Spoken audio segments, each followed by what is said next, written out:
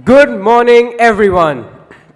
May I request all of you to kindly rise to welcome Dr. Biswajit Saha, Director, Training and Skills, CBSE, and the esteemed resource persons, accompanied by Dr. Baby Sam Samuel, Chairman, Board of Directors of Indian Schools in Oman, honorable members of the Board of Directors, and other dignitaries.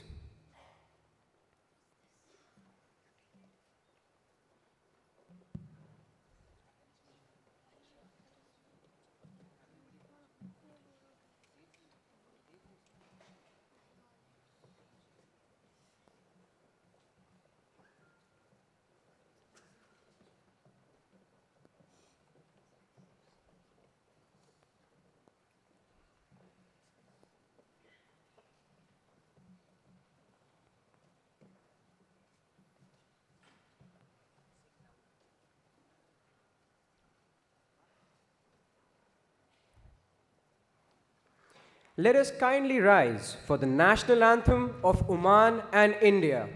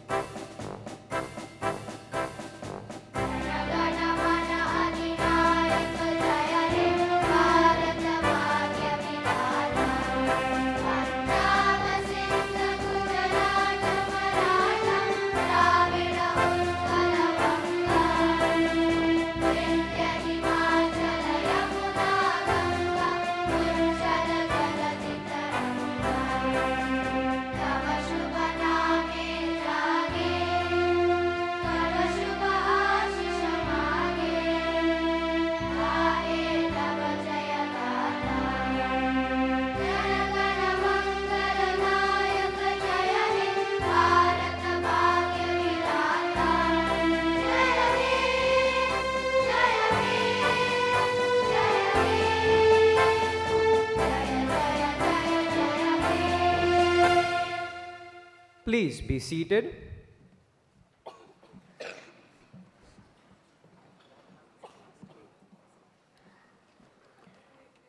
We are what we repeatedly do. Excellence, therefore, is not an act, but a habit. The Board of Directors of Indian Schools in Oman ensures that every facilitator across all the 21 Indian schools in Oman continuously nurture excellence. Seasoned educators, welcome to the capacity building program organized by the Board of Directors for all the Indian schools in Oman by CBSE. Light from the lamp dispels darkness, and it is a quest for enlightenment. We shall begin the program with the traditional lighting of the lamp. May I request the educational advisor, Mr. M.P. Vinoba, and our principal, Dr. Rajiv Kumar Chauhan, to escort Dr. Biswajit Saha, Director, Training and Skills, CBSE, the CBSE resource persons, Dr. Sweta Singh, Dr. Amita Mullah Vatal, Ms. Jyoti Gupta, Dr. C.B. Mishra, Dr. Baby Sam Samuel, Chairman, Board of Directors, Indian Schools, Oman, and Mr. Bhavani Prasad, Finance Director, Board of Directors, to light the lamp and mark the commencement of today's program.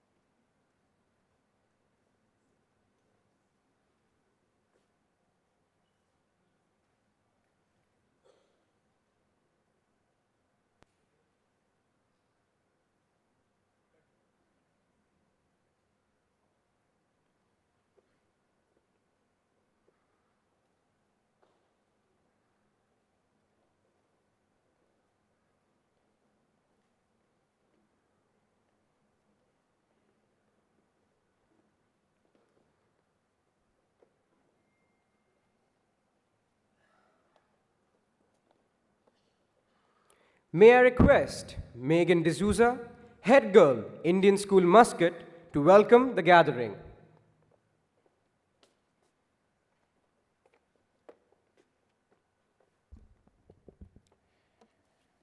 Dr. Biswajit Saha, Honorable Director, Training and Skills, CBSE. Dr. Baby Sam Samuel, Chairman, Board of Directors of Indian Schools in Oman. Mr. Bhavani Prasad, Finance Director, Board of Directors, Directors in the Board of Indian Schools in Oman, revered CBSE resource persons, Mr. Ajay Kumar J, President, Indian School Muscat Management Committee, esteemed members of the School Management Committee, principals of all senior schools, sirs and ma'ams. Good morning to one and all.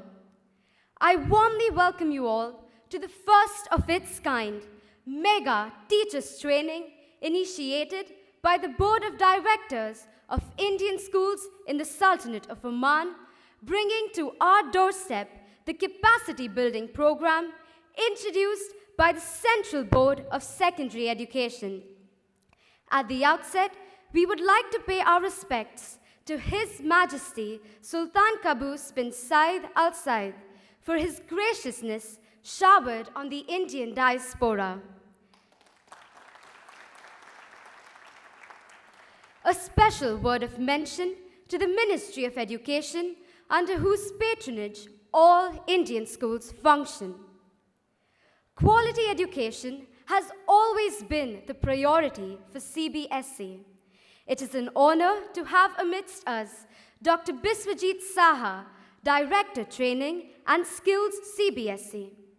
Sir is involved with design of curriculum, development of textbooks, and organizing various teacher training programs, besides representing CBSE at various national and international committees. He has vast international experience and has visited various organizations to learn and perceive what can be implemented best in the Indian context. It is an honor to have this great mentor to share his expertise with us. May I call upon the head boy and assistant head girl of Indian School Muscat to welcome our esteemed guest with a potted plant.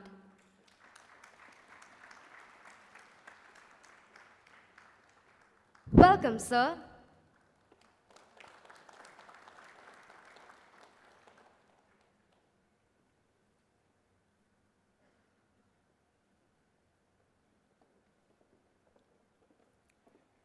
Dr. Shweta Singh is the Joint Secretary, Academic Cell, CBSE, New Delhi. Ma'am has been organizing and designing capacity building programs for principals and teachers of schools affiliated to the CBSE. She has conceptualized and developed the CBSE newsletter Samvad. On behalf of the Fraternity of Indian Schools in Oman, may I request the assistant head boy and the assistant head girl of Indian School Muscat to present a potted plant to ma'am.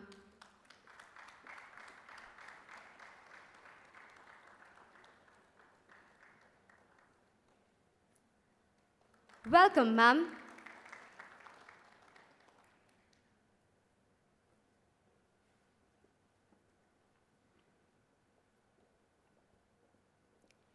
Dr. Amita Mullah Vattal, Principal, Springdale School, New Delhi, is a member of NCTE and the CBSE Training Advisory Committee. Ma'am has been a principal and director of national and international schools in India and abroad for over 4 decades. She is also a proud recipient of the prestigious National Teachers Award 2005 from the President of India, late Dr. APJ Abdul Kalam. We are honored to have her amidst us. On behalf of the Fraternity of Indian Schools in Oman, may I request the head boy and the assistant head girl, Indian School Muscat, to present a potted plant to ma'am.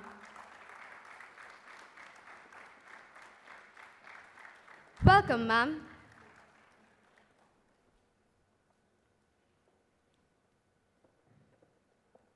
Ms. Jyoti Gupta is currently the principal of Delhi Public School, Ghaziabad. She has been associated with CBSE in terms of curriculum planning and is currently the CBSE City Coordinator of Ghaziabad. Ma'am is also the member of the governing body of CBSE and the League of British Council School Ambassador, a distinguished scholar, an international leading academician, and a master mentor. We are privileged to have her presence. On behalf of the Fraternity of Indian Schools in Oman, may I request the Assistant Head Boy and the Assistant Head Girl of Indian School Muscat to present a potted plant to Ma'am.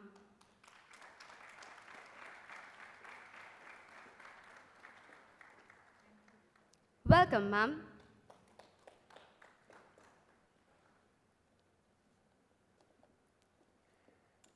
Dr. C.B. Mishra, Principal of Presidium School, Delhi, is a result-driven professional with over 25 years of experience in academics.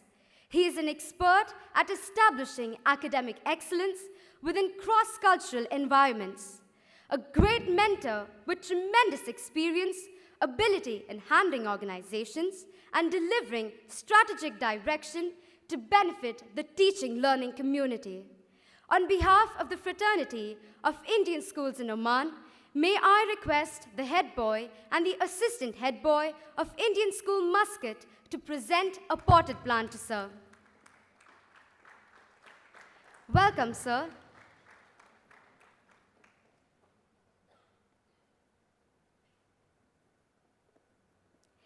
It is an honor to welcome Dr. Baby Sam Samuel, Chairman, Board of Directors of Indian Schools in Oman, Mr. Bhavani Prasad, Finance Director, Board of Directors, and the esteemed members of the Board of Directors of Indian Schools in Oman to this educationist assemblage. Welcome, sirs. A heartfelt welcome to the President, Indian School Muscat Management Committee, the office bearers of the School Management Committee, and the esteemed members of the School Management Committee. Welcome, sirs. A cordial welcome to all the principals of the sister schools who are here to wholeheartedly support this collaborative enhancement learning program. An extended welcome to all the educationists from across the Indian schools in the Sultanate who have gathered here to cultivate a healthy, purposeful, productive, and exploratory learning environment. Welcome, dear teachers. A warm welcome to one and all. Great leaders always take their people in the right direction. We are blessed to have a visionary leader who aims for excellence in the education system. Sir is a leading turnout strategist consultant, a seasoned management specialist, and an experienced business mentor who has also contributed virtuously to the field of education. May I request Dr. Baby Sam Samuel, Chairman, Board of Directors, Indian Schools Oman, to address the gathering. May I request our principal, Dr. Rajiv Kumar Chauhan, to escort Sir to the podium.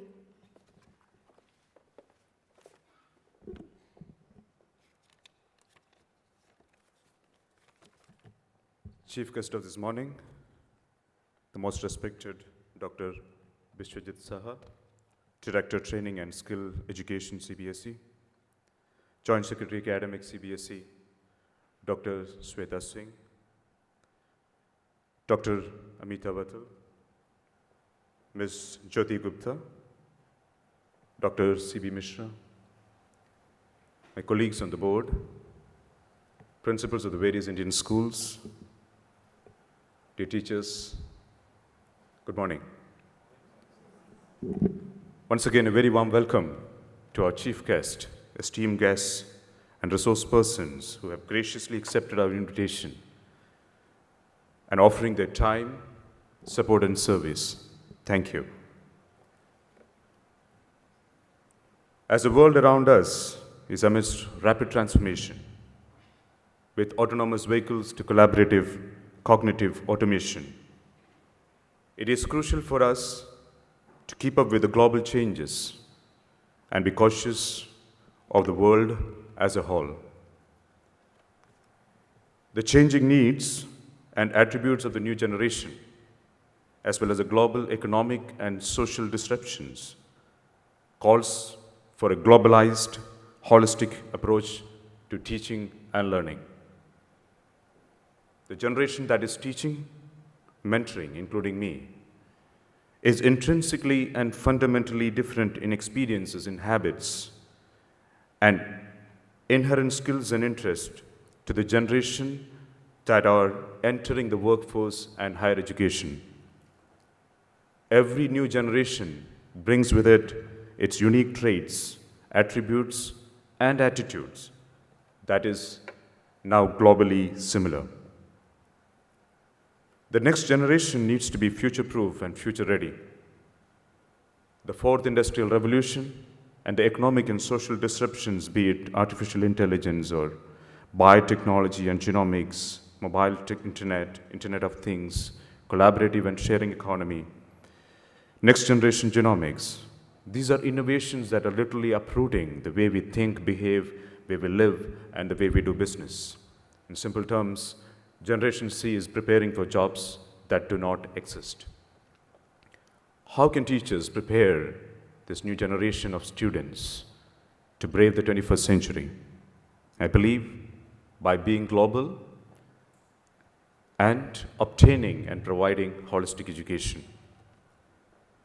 The happiness curriculum of the 21st century leaders should include interest-driven learning, finding real-life relevance, interconnected curriculum and pedagogy, self-directed learning, mindfulness, counseling, physical education, and the likes.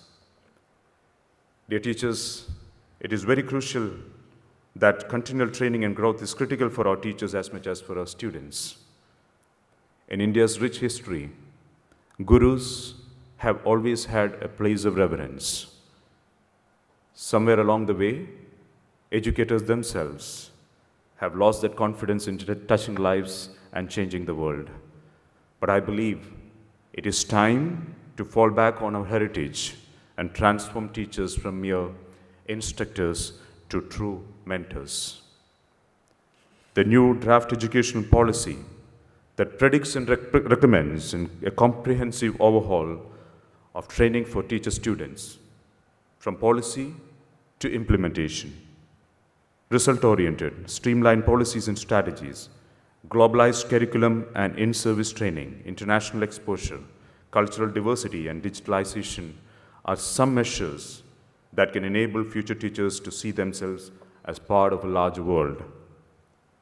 Academic competence comes not just from the grasp of the subject, but the application of this knowledge in the social and societal settings. As a board of directors Indian schools in Oman, our aim, therefore, has been to introduce opportunities and learning methodologies which equip our teachers and thereby our children with the skills needed to be confident, resilient, and take ownership of their lives in addition to obtaining academic excellence. As a board, our ultimate aim is to ensure that every child in the Indian schooling system should undergo transformative learning, equipped with the skills, knowledge, and well-being to find their true identity and purpose in life. With a view of ensuring this, various initiatives have been implemented and many more are under implementation. This training today is as per our commitment to this aim, captured in the Vision Document 2020. The areas and topics of the training has been carefully selected as per the inputs received from our teachers based on the surveys undertaken. Let me conclude. The best teacher is one who is an insatiable learner, who accepts that the unknown is infinite and an entire lifetime is too short to master true wisdom. It is this humble thirst that they pass on as a light and legacy, as individual and as a combined system.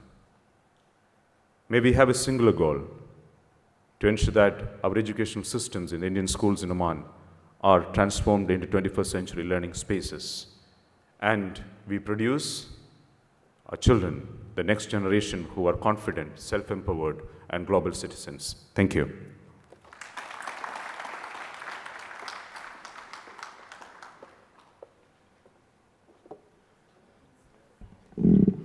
Thank you, sir.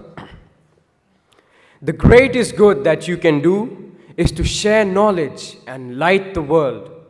It is an honor to have such a learned personality who is making a great difference in the educational genre.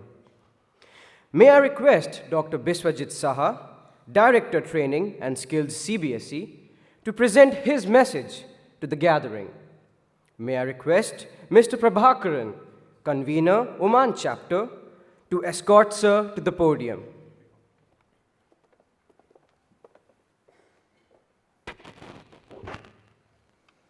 Good morning, everybody. Good morning.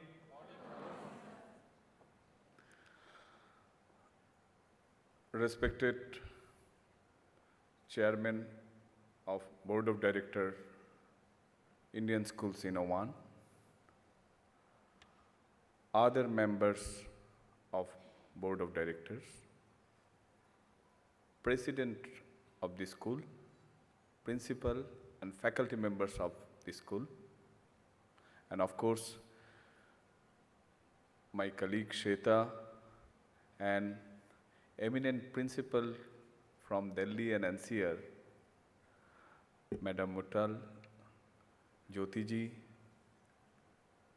Misra ji, and of course, all the teacher and principal assembled here. It's really a privileged moment for me to be here again, of course. It's my second visit. And the thing is that I usually discussed in different forum the system of governance of Indian schools in Oman. This is a unique model. I think other country, including our own country, must learn this system of governance. Why I am saying so? Because community service, industry inclusion, these kind of words, especially in the higher educations, we used to hear in every forum.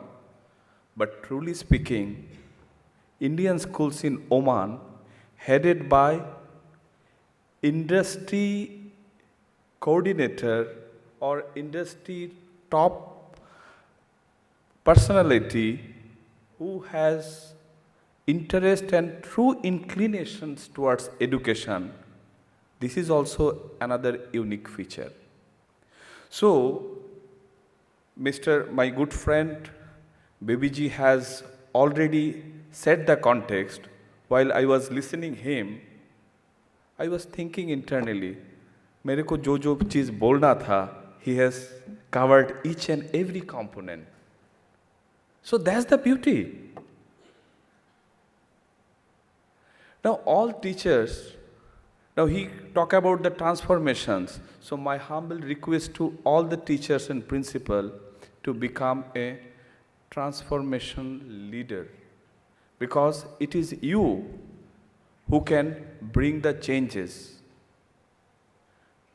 This part of the world is getting acquainted with the all possible 21st century changes before some part of our country. I am not comparing with the Delhi or other metro city, but most part of our country are sometimes not connected with the concept so rapidly. But because of the Omani government functioning and their progressive policy, I think all such kind of concepts are coming to your systems faster than some part of our country. So that way, I think, and truly our Indian students, I think I was listening to your head boy, head girl, the way they are presenting, it is none other than the MBA graduate. So credit goes to them, their parents, but officially credit goes to all the teacher. So there are so many things. The curriculum is one component where, of course, CBSE or other regulatory body will focus. But let me honestly confess, and for last 1 year, in every forum, I try to convince the teacher and principal, 1 to 8, classes 1 to 8, CBSE or Indian government is not that way, trying to inspect or putting some kind of pressure. So, school are autonomous, even teachers are autonomous, students are also autonomous. So the unique feature of these systems need to be enjoyed, and you should plan your classroom based on your potential, based on the child potential. So the concept of teacher to student, or rather student to teacher, that understanding need to be developed in a proper way. Then only a kind of ecosystems will be visible where the content coverage, because many a times in many school teachers used to complete their main focus is to complete the syllabus. But 1 to 8, what kind of syllabus you want to focus? The syllabus should be driven by the child, and you are supposed to be monitor of that drive. Maybe Mr. Sam was talking about that 21st century skill in a different way. So maybe in near future, the transcript what CBSE is going to award, or the leading universities of this country or globally, whatever all Ivy League universities are going to award to you student, it would be meaningless. That means we need to work for a learning journey. IT revolutions is some way helping us towards the artificial intelligence, and other technology will help us to create the learning journey of each and every student in school, college, and other part of his or her life. And the corporates or company, the lead directors will correct me, in future, company will ask about the learning journey of that particular individual. Not the exit level transcript, that is 10th, 12th, or UG or PG or PhD. All students are getting enrolled in your systems for 12 to 14 years, sometimes from nursery to 10+2. So 14 years minimum they are staying in your system. So this 14 years journey, if it can be mapped, then the exit 10th level and 12th level may be immaterial after some time. So on the day of exams, something might happen, but the total learning journey, the company will see or government will see, in this learning journey, they are so focused. So only 1 year results may not affect. So my dear friends, we need to work together towards that journey. I believe the resource persons we have selected categorically, because they are all eminent. Some are of course present here, and some resource persons are in our other locations in the same city. So all are categorically contributed in the education systems immensely, and being a representative of CBSE, we are proud of them. And we are proud for all of you. Because the journey started now. Now we want from this gathering at least 10 to 50 resource persons should come up who can be resource persons for CBSE in Delhi, Kerala, or other part of the country, or even from this city. You can also go to our neighboring country like UAE and Doha and other locations, because wherever our Indian schools are there is a huge demand for teachers training. Now, why we are focusing for the teachers training? We know you all are content experts. So the recent dynamics and changes, what way CBSE is changing, what way CBSE is thinking, that it must be informed to you all. That's why we are here. I think the topic chosen by the BOD are also quite selective, and in every area, these all areas are mostly generic. And in this generic area, all the teacher, all the principal may get aware of, and thereafter gradually will take it forward towards the subjective learning. Because we know you are competent and you are doing all kind of things. In the new initiatives, CBSE is doing a lot of things. Of course, the sports has been made mandatory. And I think yesterday's in Prime Minister's speech, you must witness the Fit India movement. So Fit India is also equally applicable, Fit Oman. So we are not only concentrating on India. Let that message come here, and being an Indian community, take a lead role. Unlike yoga, let it also spread across this particular nation. So Fit Oman movement, if it becomes a sub-part of Fit India movement, I think the cordial relations between these two countries are again, we are happy with this kind of equations and the governance and external ministries affairs towards the atmosphere where all the Indian community can live happily. And of course, the education systems, what we are providing here, I think that same things are equally comparable in our part. So that way, I think Jyoti ji has already taken up a lead role in experiential learning.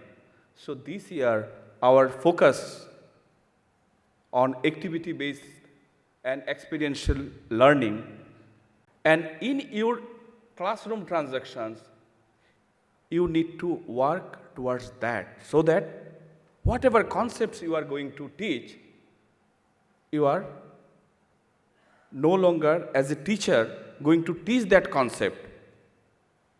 Bring some kind of changes in the system so that the child can experience these things in the classroom, and gradually it becomes a learning for life. Similarly, Amita ji here, she conceptualized the hubs of learning. So all our experts and the others who are taking session in other location, they all are helping CBSE to create multiple vertical, so that changes, whatever we are thinking now, over a span of 1 year, it would be visible. India is participating in PISA 2021. So our Joint Secretary Shweta, she is looking into the assessment and other vertical. I think here is the time, 1 to 8, whatever we are discussing, the NCERT textbooks or whatever the private publisher textbooks you are using here,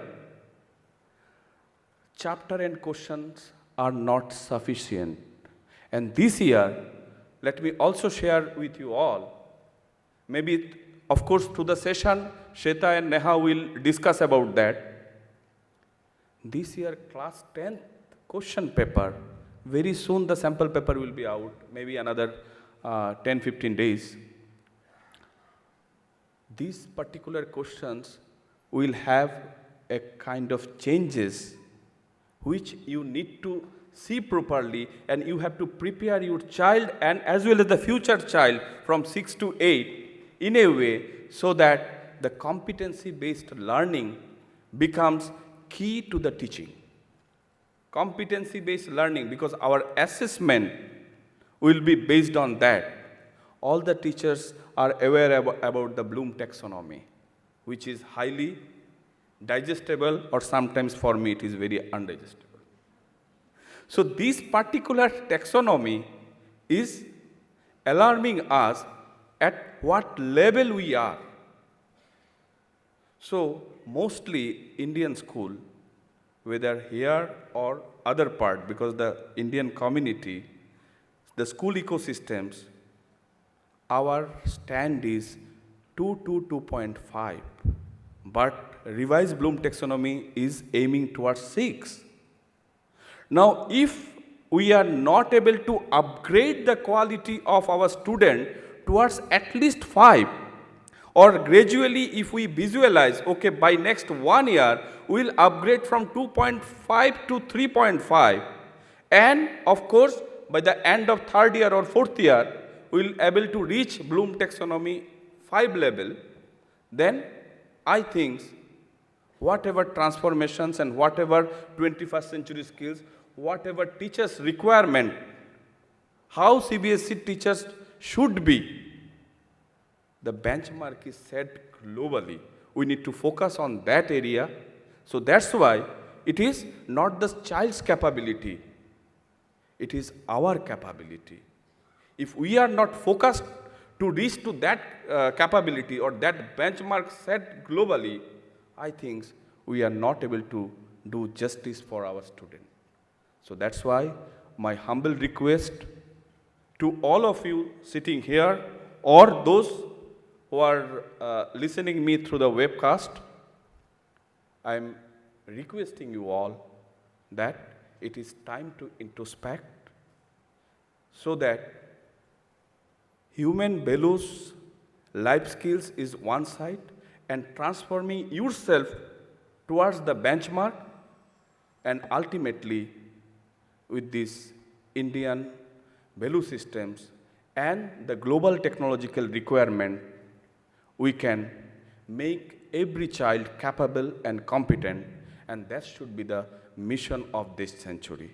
With this, let me convey my sincere thanks to the organizer, the Indian schools in Oman, the BOD especially, for their all-round support, because this is 1 year, I think we are trying to organize these workshops for last 2 years, but finally we are starting. So it's big achievement for all of us as a team. I think similar workshops we are going to hold in future, both here as well as in India during your summer vacation. But only thing is that we have to strategize and what could be our vision for 2030 for every school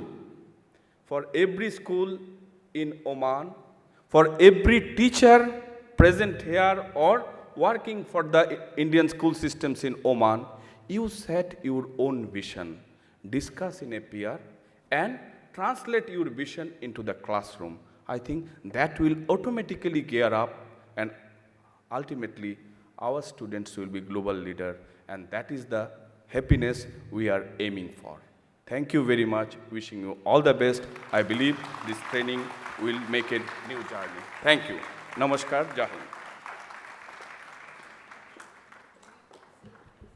Thank you, sir, for your inspiring words. May I request Mr. M.P. Vinoba, Education Advisor, Board of Directors, Indian Schools in Oman, to present the concluding remarks and thanks. May I request Mr. Sheikh Ismail Sharif, Principal, Indian School Mullada, to escort sir to the podium.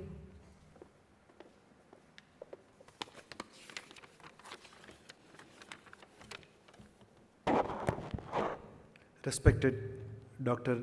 Biswajit Saha, Director of Training and Skills CBSE, Dr. Sweda Singh, Joint Secretary Academics CBSE,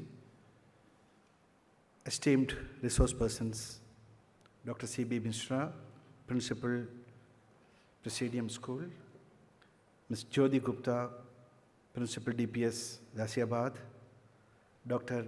Amitha Vattal, Principal, Springdale, Dr. Baby Sam Samuel, Chairman, Board of Directors, Indian Schools in Oman, Mr. Bhavani Prasad, Finance Director of Indian Schools Board, Honorable Members of the Board, Mr. Nitish Sundareshan, Mr. Selvichan Jacob, Mr. Ajay Kumar Pillai, Mr. Jakesh Pavitran, members of the School Management Committee, principals of different Indian schools, and teachers. A very pleasant morning to one and all. Today is a momentous day in the annals of the Indian school fraternity in Oman. For the first time, a team of subject experts, master trainers, and mentors from CBSE, headed by none other than its Director of Training and Skills, Dr. Biswajit Saha, have come to Oman for conducting the capacity building program to empower our teachers to take up their roles as educators in a more effective manner. Quality in a school education is among the top priorities of CBSE, as it plays a pivotal role in the development of the country. The board is committed to provide various training programs for teachers and principals to enhance their understanding of curriculum and professional qualities. The mission of the board is to equip teachers with the best possible professional preparation and support for updating their pedagogical skills. As a result, our schools will have quality teachers at all levels of education, which in turn will render optimum benefits to our student community. The benign presence of Dr. Biswajit Saha and other esteemed master trainers will pave way for making Indian School Muscat as a training hub endorsed by CBSE.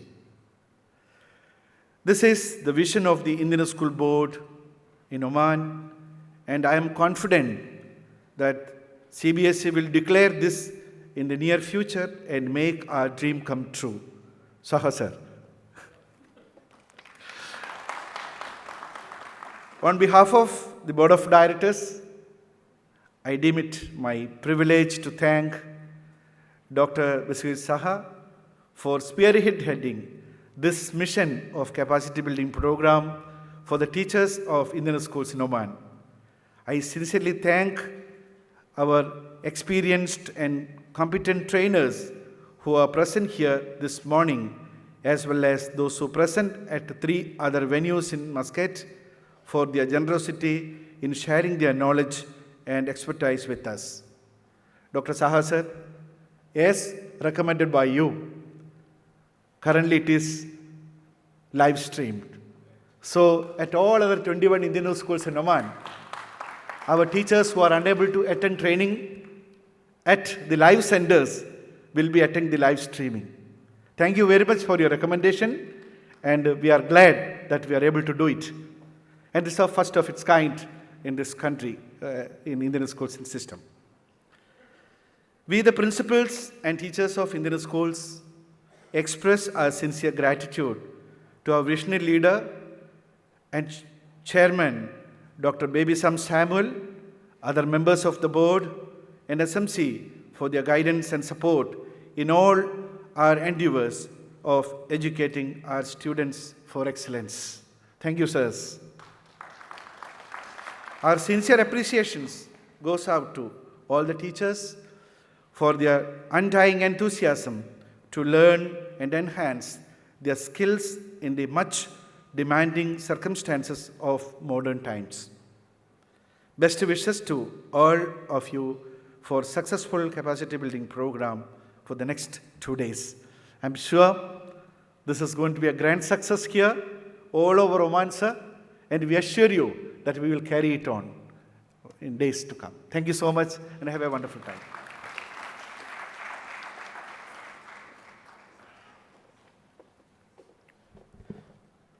Thank you, sir. Please rise as the dignitaries are escorted out.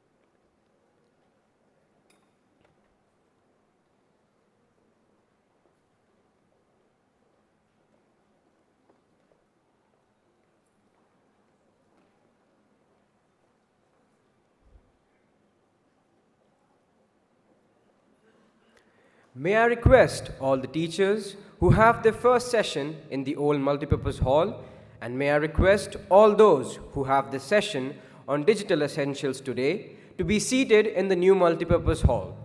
Thank you. Have an enriching session. Good day.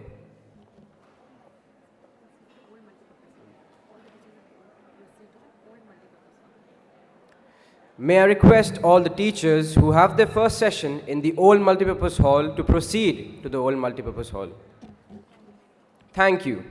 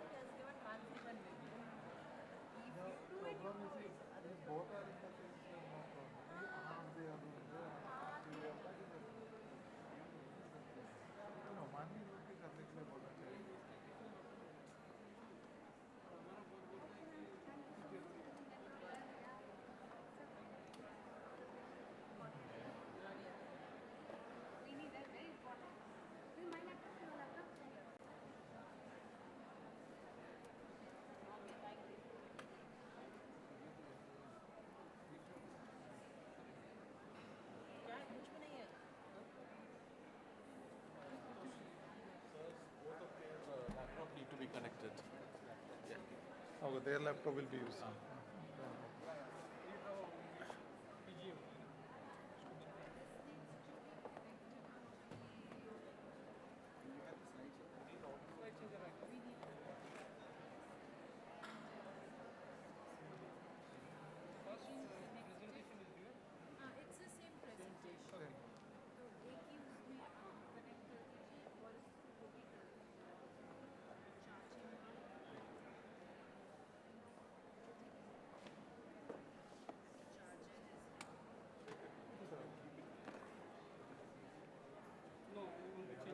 Right.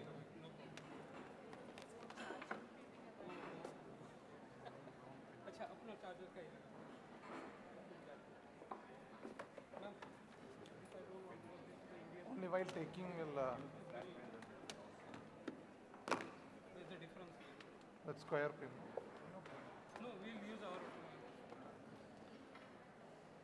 maybe वो क्या connector लगाना होता है क्या लगाना होता है उसके लिए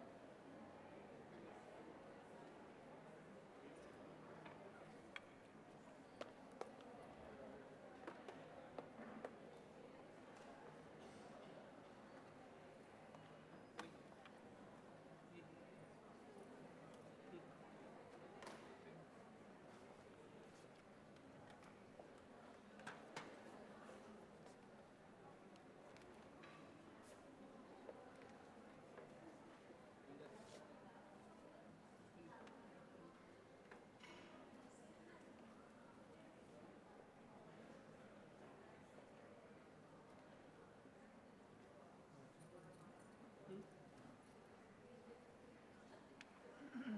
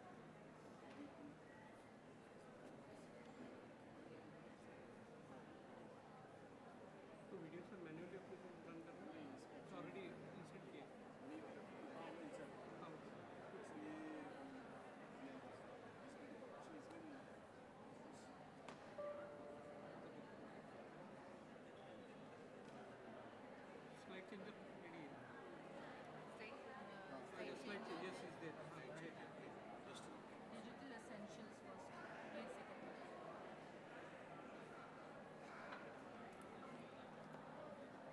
ये second support. Santosh, hold him. ये ऐसे ही कुर्सियाँ हैं अच्छा can we have two mics one with sir and one with me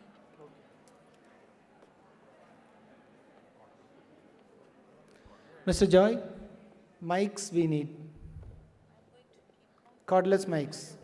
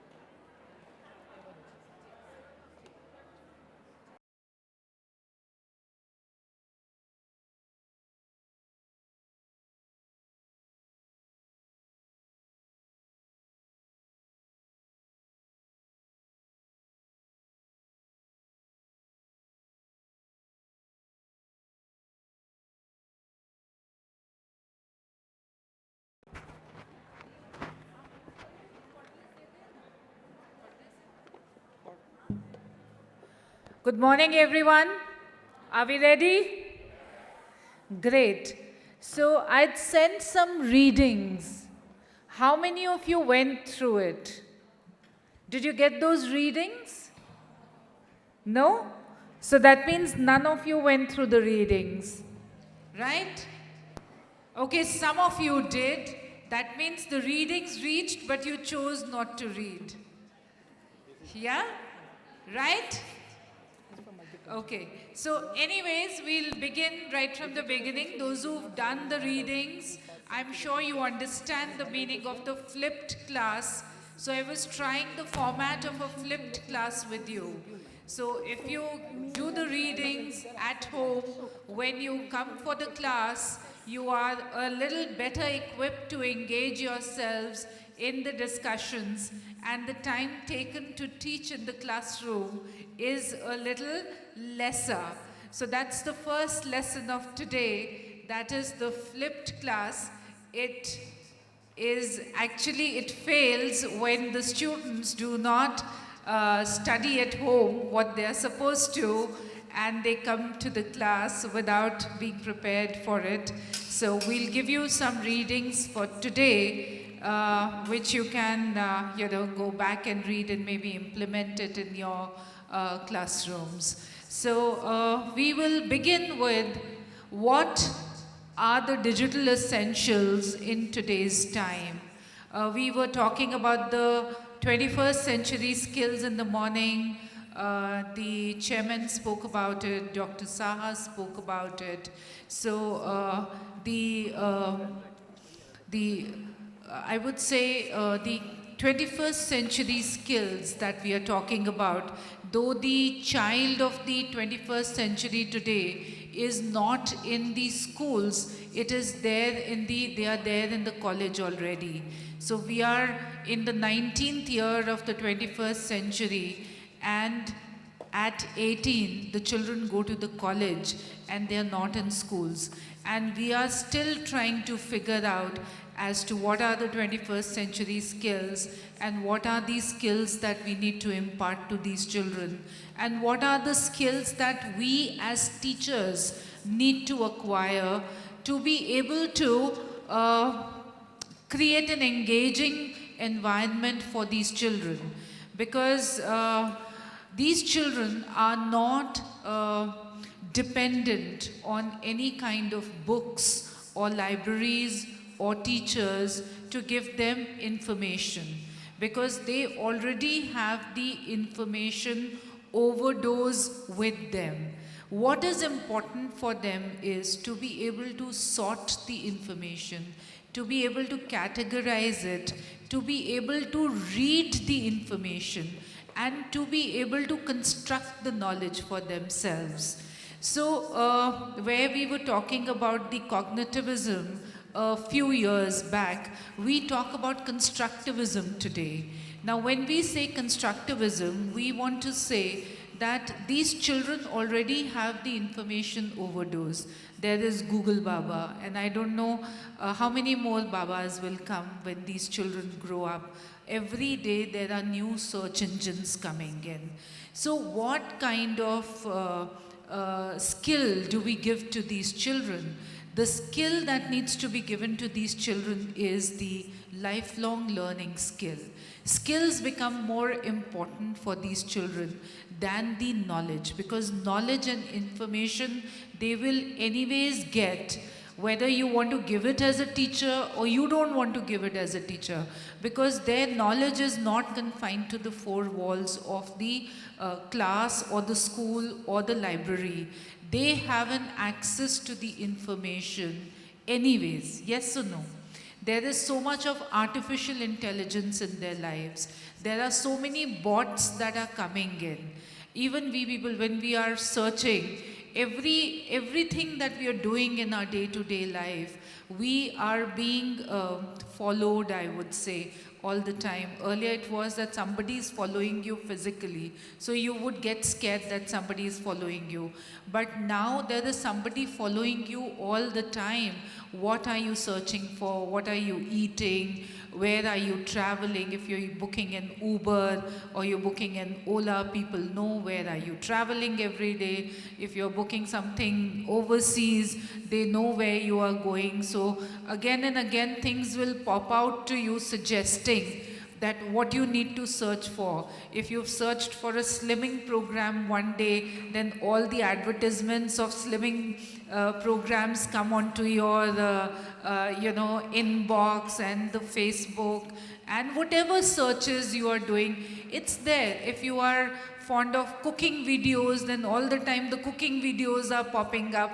If you've by mistake seen it once, or if you've seen something related to the web series or the lecture, then that keeps coming up. So there are so many suggestions. So what are these suggestions? These are nothing but these are robots that are following you. So these are bots which are storing information about you. So once you've written something onto the social media, or once you've even clicked a picture in your smartphone, which is now like a computer, that smartphone, you may delete it from your device, but the server that it is stored on, that always will stay, and that is somehow profiling you somewhere. So where your privacy is on, where you are traveling, everything is out there for the people to read. So it's going to be important for these children to read the trends, to read the data, to sort the information, to sieve it, and to use it where they want to use it. So construction of knowledge is going to be very, very important for them. So then what is the role of a teacher? I think it becomes a little scary when you think that something that was predominantly the role of a teacher, where the teacher would go and teach in the class, it's not like that anymore. The teacher is not a sage on the stage anymore. The teacher is not, a successful teacher is not the teacher who's going to engage the children for 40 minutes while she's only talking in the class. So the class is more engaged when the teacher stands as a guide on the side and is creating an environment for the child to learn on his own, and is giving the inputs to the child where he's using these inputs in order to construct the knowledge. So the skills are going to be extremely important for these children. They will construct the knowledge themselves. So our digital intervention becomes extremely important here. Anytime, anywhere learning. Today, again, the knowledge is not restricted to the mind of the teacher. There was a time when we people were younger, when we wanted to get an access to that one diary of the teacher, or the copy of a teacher in which she had written everything, and she would come to the class with that copy and diary and she would deliver the lecture. How many of you remember that? We all remember that, isn't it? And the books used to be so important for us because they were Bibles for us. Content was very, very important, because what we were judging the children on, or what we were assessing the children on, was the knowledge-based content, that this is what we have taught you, this is what you need to learn, this is how we are going to question you, and if you answer the questions in the manner that the teachers have taught you, then you will be assessed in a proper manner, and then you will get the marks. So that was what was important for us. That is, the content-based and the knowledge-based class was important for us. But today, that's not so. We want to make our classes experiential classes. We want the children to experience in the classroom. And when we say experience, then we do not mean very expensive things for the children. We want them to experience through their 5 senses. How do you experience? Through your 5 senses. And then we want them to have the experience along with the theorization of that experience in the class and reflection in the classroom. where everybody talks about what are the different experiences that they have got in the classroom, and then construct on that experience with the theorization so that they do not get into the rote learning, so that they actually can come up with their own independent solutions to the problems. And then you as teachers in the classrooms to be ready to accept different answers, to be able to assess the children on the answers that they have given, and not color their judgment and their learning by what we know. We as teachers are bright people, but the children are even brighter than us. Yes or no? So if they are brighter than us, then they should be allowed to explore on their own, and they should be allowed to come up with their own solutions, their own critical thinking, their own creativity. Once they start creating, then that is the time when they have understood everything. That is when the joy of learning comes in, when they are able to make connections, when they are able to explore, when they are able to solve the real life problems, and when they are able to create something new. And for all this, technology is our assistant. For all this, technology is the child's assistant. And if we will become the slaves of technology, then that's also not good. But it has to be used as a tool. It is your tool in the classroom, where you will use it as an aid to have a better pedagogy in the classroom.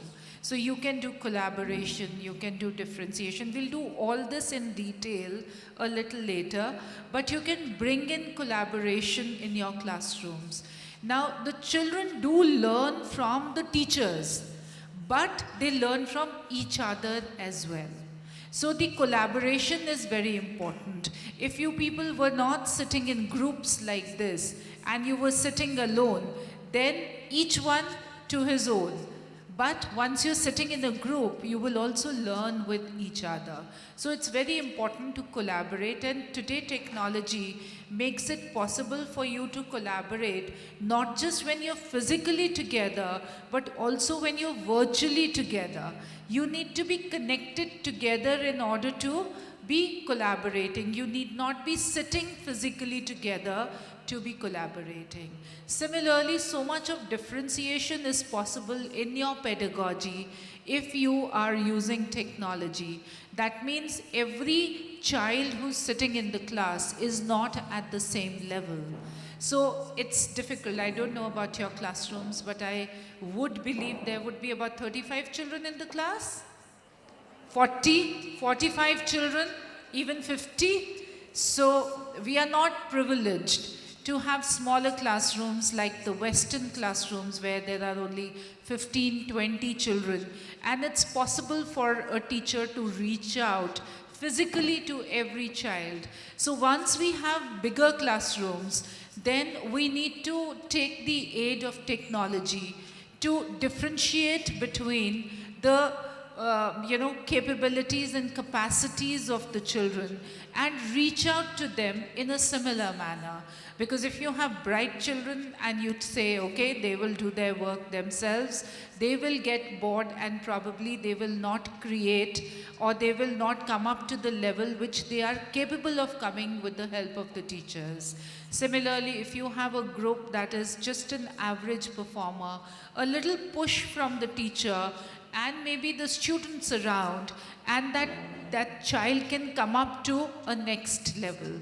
Similarly, children who are not interested and who are not performing well because of various reasons, if the teacher will reach out to such children, then there would be no child who will be below the average of the class. So it's possible if the children are of the age that is appropriate for that class, and if the children are getting a kind of a flat environment, what is the reason that the children do not perform well? So through technology, you can engage each and every group, and through technology, you can also help the children who have special needs, because every child will be learning at his or her own pace. So with technology, it is possible that you do the differentiation. How you do the differentiation, we'll come to that. So a lot of your tools which bring in different forms of pedagogy are actually technology driven, and it becomes so much easier. And it is also easier for the child to use technology as a tool. 40 children in a class, 45 children in a class, and at times the children do not ask questions because they feel embarrassed that if they will ask a question, maybe the teacher is going to say, "Arey, itna bhi nahi aata, you don't even know this much." Or maybe the children will make fun of that child, saying, "Oh, why are you asking stupid questions?" So most of the times, those unanswered questions of the children, they become a challenge. And later on, when we hear, "I cannot do maths very well, I cannot do science very well, this concept is not clear, that concept is not clear," it majorly happens because those questions which are unanswered stay as unanswered questions. If the teacher was to answer every question of every child, probably that will not be a challenge after that. So one has to actually look at all this and then see as to where are we going with technology. If it is an aid of a teacher, if it is an aid of a child, then why are we not using technology into the classrooms like they should be used? And then of course for your for the purpose of your administration, for recording, for having CCTV cameras, for the safety and the security purpose, for also uploading your marks. Everything is being done by technology for the administration. So with this in mind, we will begin the session and we will see what are the digital essentials. And I would like to hear from a couple of you as to how you people are using technology into your schools with the background of what I have said.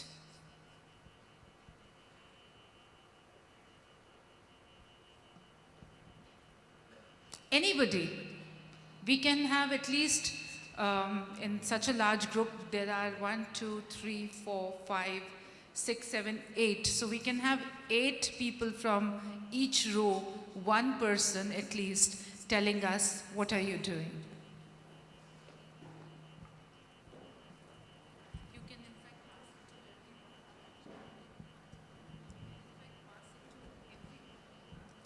Good morning, ma'am. We are using technologies at the current time by using e-content in the classes and uploading the question papers or sample papers in the server so that children can access. And we have newly launched one app where children can, access from the home and they can take help of their lessons.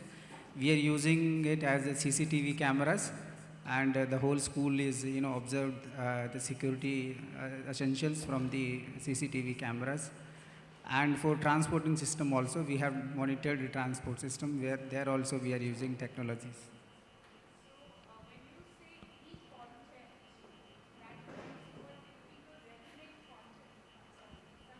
Yes, ma'am.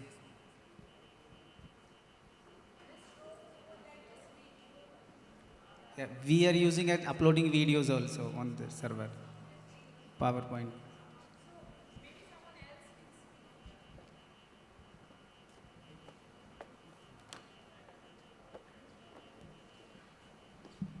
maybe someone else can now speak from the next row, please.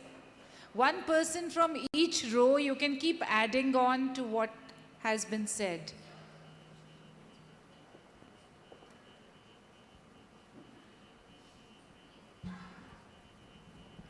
Morning, ma'am.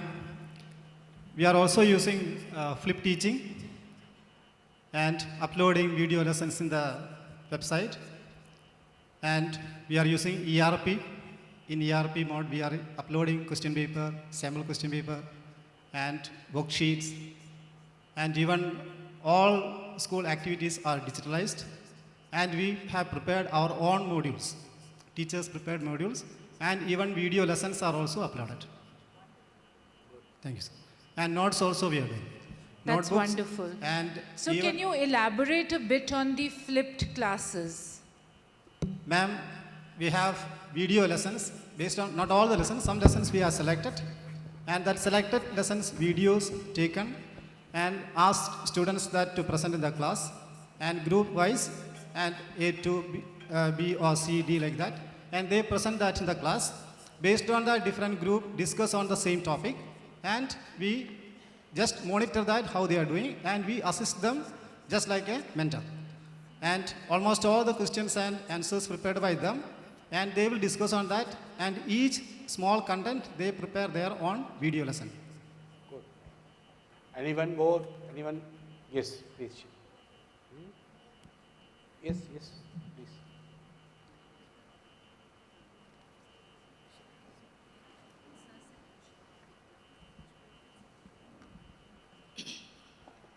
We prepare our lesson plans. Additional videos or slides are prepared according to for a class preparation for lesson plans. Our attendance is also on digital. Children, when they are absent, messages are sent through digital daily base. Anecdotal record is maintained on a daily basis as per the class. And also our worksheets are on the website where the parents can access the worksheets and take a revision for the children at home also. And if they're absent, they can access through that.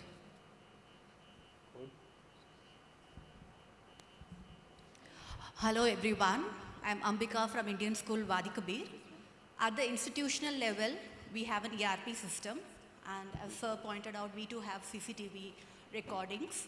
And as we have an ERP system, we track attendance, entry of marks, everything is digitalized. When we confine to classroom, when we come down to classroom level teaching, we have videos, we take videos from YouTube, and we also upload videos in YouTube channels. And we also have HCL Digiboard, where we have smartboard activities being carried out in the classes. And we also prepare quizzes using the digital tools.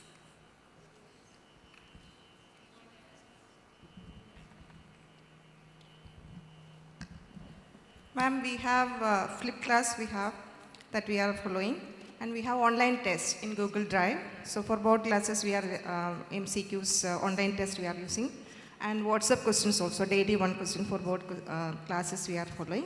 And in flip class, we will assign one portion to one student. In group wise, class will be divided into 3 or 4 groups, and each group will be given concepts, and they will be presenting by PPT or by videos.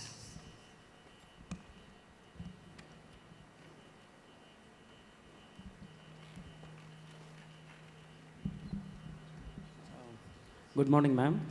I am from the Indian School, Muscat. My name is Sajju Jagannath. I am from the Computer Science Department. In our school, regarding the office administration, we have a very efficient ERP system. And when coming to the student part, we have every data entry in the ERP, and the report card, everything is generated through the software. Coming to the learning part of the student, we are having a virtual classroom concept like 24/7. They can access our website where almost every worksheets are uploaded, which is already given to the student in the hard copy, which is also available there in our website. Coming to the Moodle system, our board of directors have developed a Moodle system known as Indian Schools of Command Virtual Learning Environment. There we have all the video lessons from all these 21 schools. Most of the teachers' video lessons are uploaded there. Also, we have an interactive worksheets where the children can do it 24/7, anytime from home, and everything is done by the software. Even the marks are generated from whatever they attempt, all results are generated, all analysis are done from the software where the teacher can access later and see the performance of the class. Yeah, this particular VLE by the Board of Directors is for the all schools. Also, we have OMR system where we will do the OMR test in the classroom and it is completely assessed by OMR scanner. The teachers are not doing any corrections there. We do have the from classes right now from 9 to 12 and video lesson system where the 24/7, 365 days the students can access it. Thank you, ma'am. Good morning, ma'am. Good morning, all. I'm Sudarshan Gupta from Indian School Suhar, from Computer Science Department.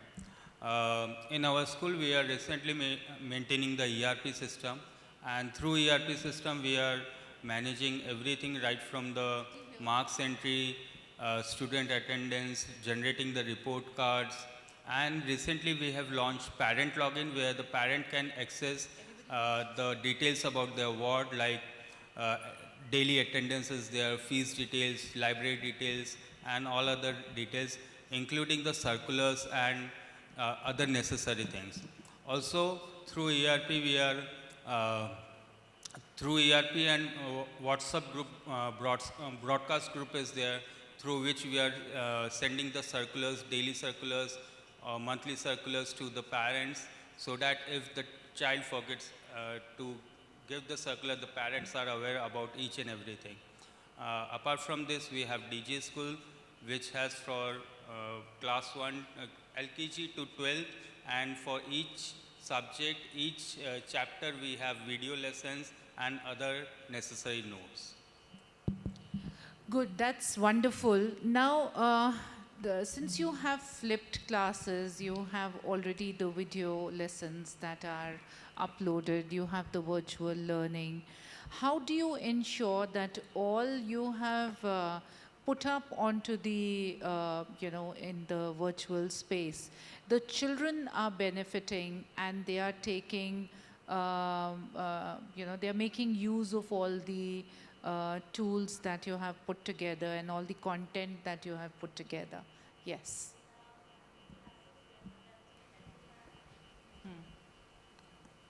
In our primary classes, we are evaluating them with mental math test every week on OMR sheets, and we have question a day to enhance their MCQs made by the teachers. So that we keep on checking as C for science and for mental math MM. Right. So you do have Concept in your... is being checked. Okay. Sorry to interrupt you. Okay. Concept is being checked. Okay. So somewhere you do ensure that all children and all teachers are on the platform and they're using all the digital content. Yes? Are you all computer science teachers? No. How many of you are computer science teachers? Okay. And but the rest of you are non-computer science teachers.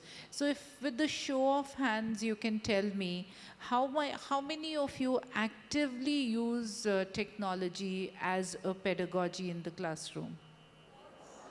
All of you have to. So how many of you have created the content, not using the content that is given by the companies, but how many of you have yourself created the content? So you all have created the content yourselves. Sources, yeah. Good morning, ma'am. Regarding this question, when the Board of Directors initiated the virtual learning environment, the first objective was all the contents of that has to be made by the Indian school teachers here. So all the content available in the virtual learning program is made by one of us.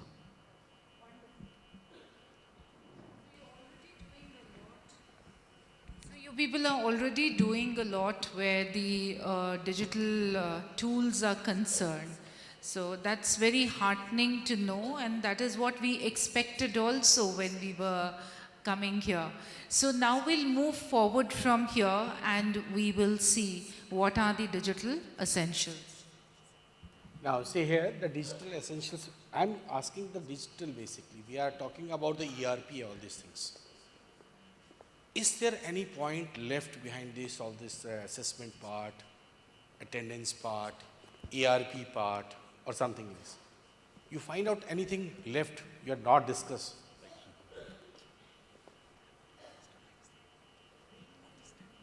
Reusing information, you are using it.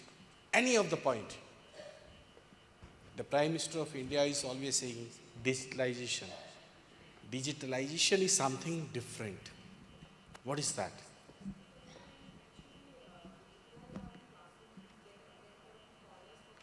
Right now, not only for the classroom, point of view, from the parents' point of view, from the school management point of view.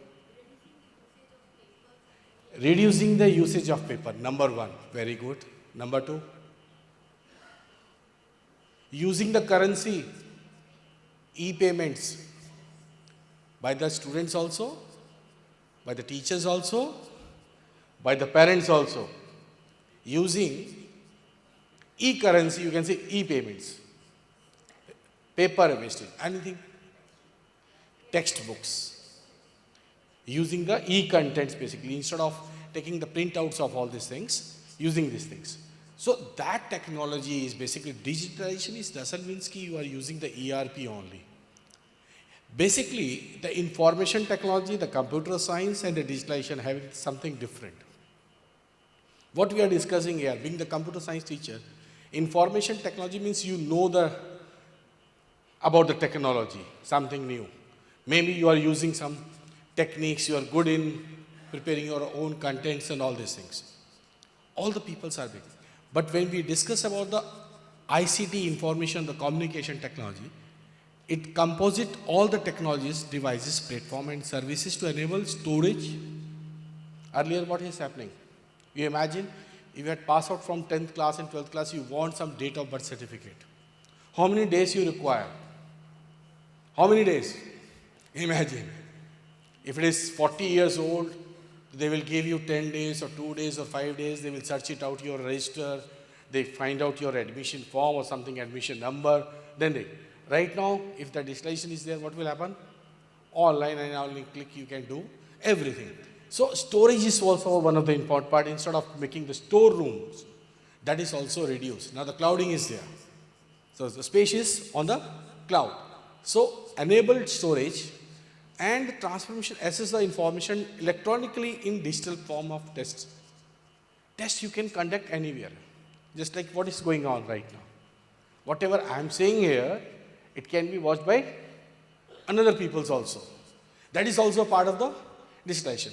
If you are taking the lesson here, and other party is also watching all these things, the parent is watching what the child is doing in his class, that parent is watching how many times the child attempted the worksheet, how much reading habit he having, or the teacher is creating the content at how many times and he revised how many times. That is one of the important part.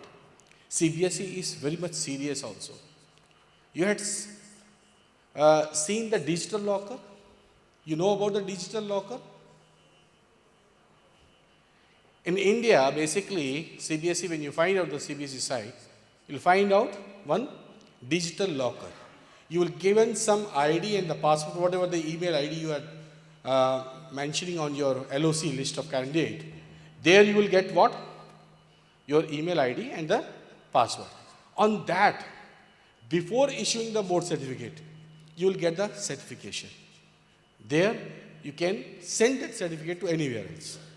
Even the verification of the mark sheet also can be done by electronically.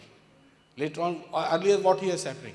You are supposed to send the things on the transformation sheet. So you are sending that sheet by post, on envelope, marked it, sealed it, then it coming after 1 month or 2 months or 3 months. And you are just watching it. Okay? So digital essential broadly cover internet-enabled services, hardware, well software platform. The new software is there. Early in the morning, when I was in the hotel, I was saying, why am I unable to do this WhatsApp call?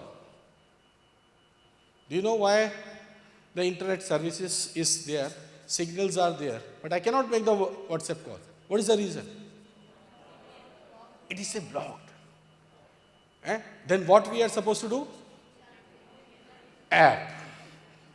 Then sir informed me, sir, you are supposed to go to the Play Store and some download VPL, that soft VPL, virtual something, and I downloaded it. Then I am able to talk to my family members. Okay, I am fine, here I am reached, and now internet service is also open. I think I am in the Kashmir, I am unable to talk, that is blocked something.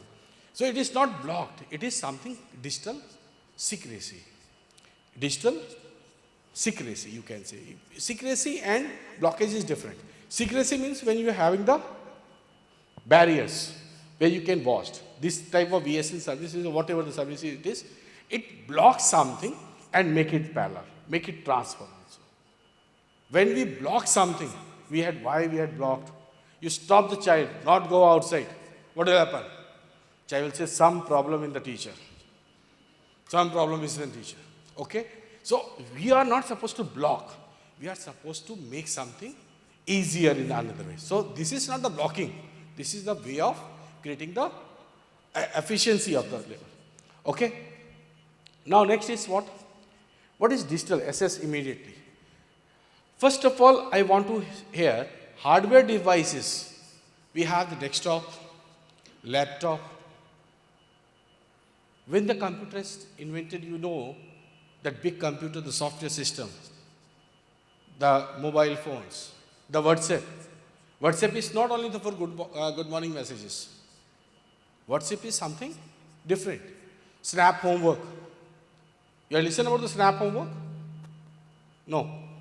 There is one app like Snap homework, and other things are also there, the free of cost, where the school is applying that app, through which you can use that thing. Technology doesn't mean not to learn.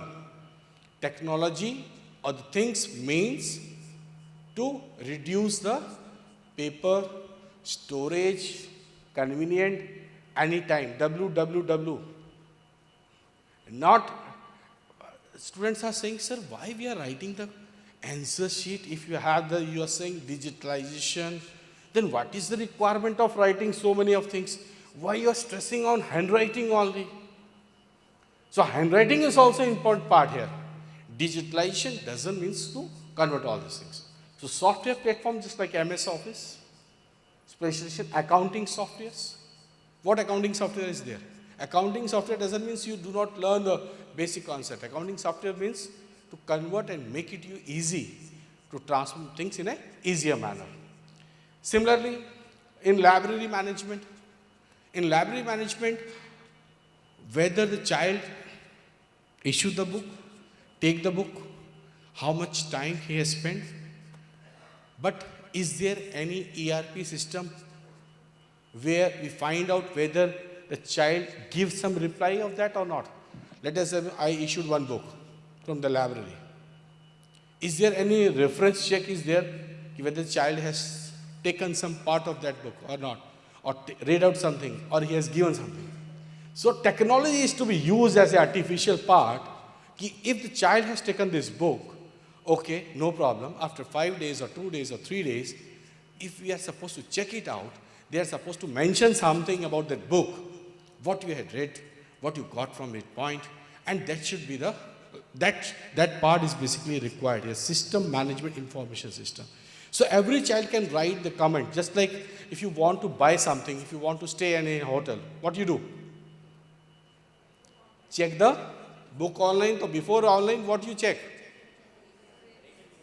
Ratings. So rating of the content, what the other students has rated. So whether we had rated the things or not, the rating of this thing is very much required right now.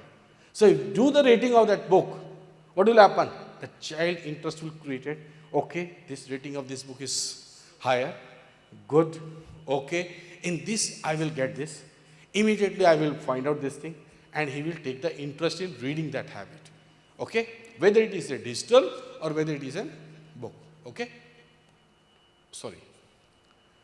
Administrative efficiency through the digital technology, just like you can say, enable essential storage, what I said, admissions. How we can, let us assume any one of your friend who wants to take the admission in Indian school Muscat, but he do not know anybody here. What he will do? He will search in the web, find out the school, find out the location he is supposed to stay, and apply online. Admission doesn't mean to come to the school first, talk to the parent directly. You can do the interview through Skype also. So admission of the teacher or admission of the student or admission of anything can be done through the technology. Student details. One number, ID number. In India you have what is that ID number? Your Aadhaar card number. Your Aadhaar card number is giving everything. Your Aadhaar card number is telling whether you had, Aadhaar card number is linked with your PAN card number, and Aadhaar and PAN card is linked with your bank account details, with your employment also. Even your medical records is going to be interrelated, and the Aadhaar will tell, yes madam, you had eaten 2 times of ice cream on this and these days. 3rd ice cream will be problematic. You make your own choice. Got the point? So this Aadhaar also stop you somewhere else and give the suggestion also. That is also an important part. Manage user. How many know at least 10 phone numbers? Remember the 10 phone numbers? Tell me. Of anyone. Even the wives do not know her own number and her husband numbers also. Son number also. Imagine the message, manage the user. User means you are using, everybody is using the technology. But how you are going to manage the things? 5,000 contact numbers or more than that. And when you change your mobile phone also, through email you transfer all the number to another system. If you lost your phone also, you transfer all the number to another system and you use that thing. Got the point? If you require something like this, if you require your class 10th mark sheet, so how will you manage it? Anyone? Right now, you are sitting here. I say, okay, show me your class 10th mark sheet. How you can manage?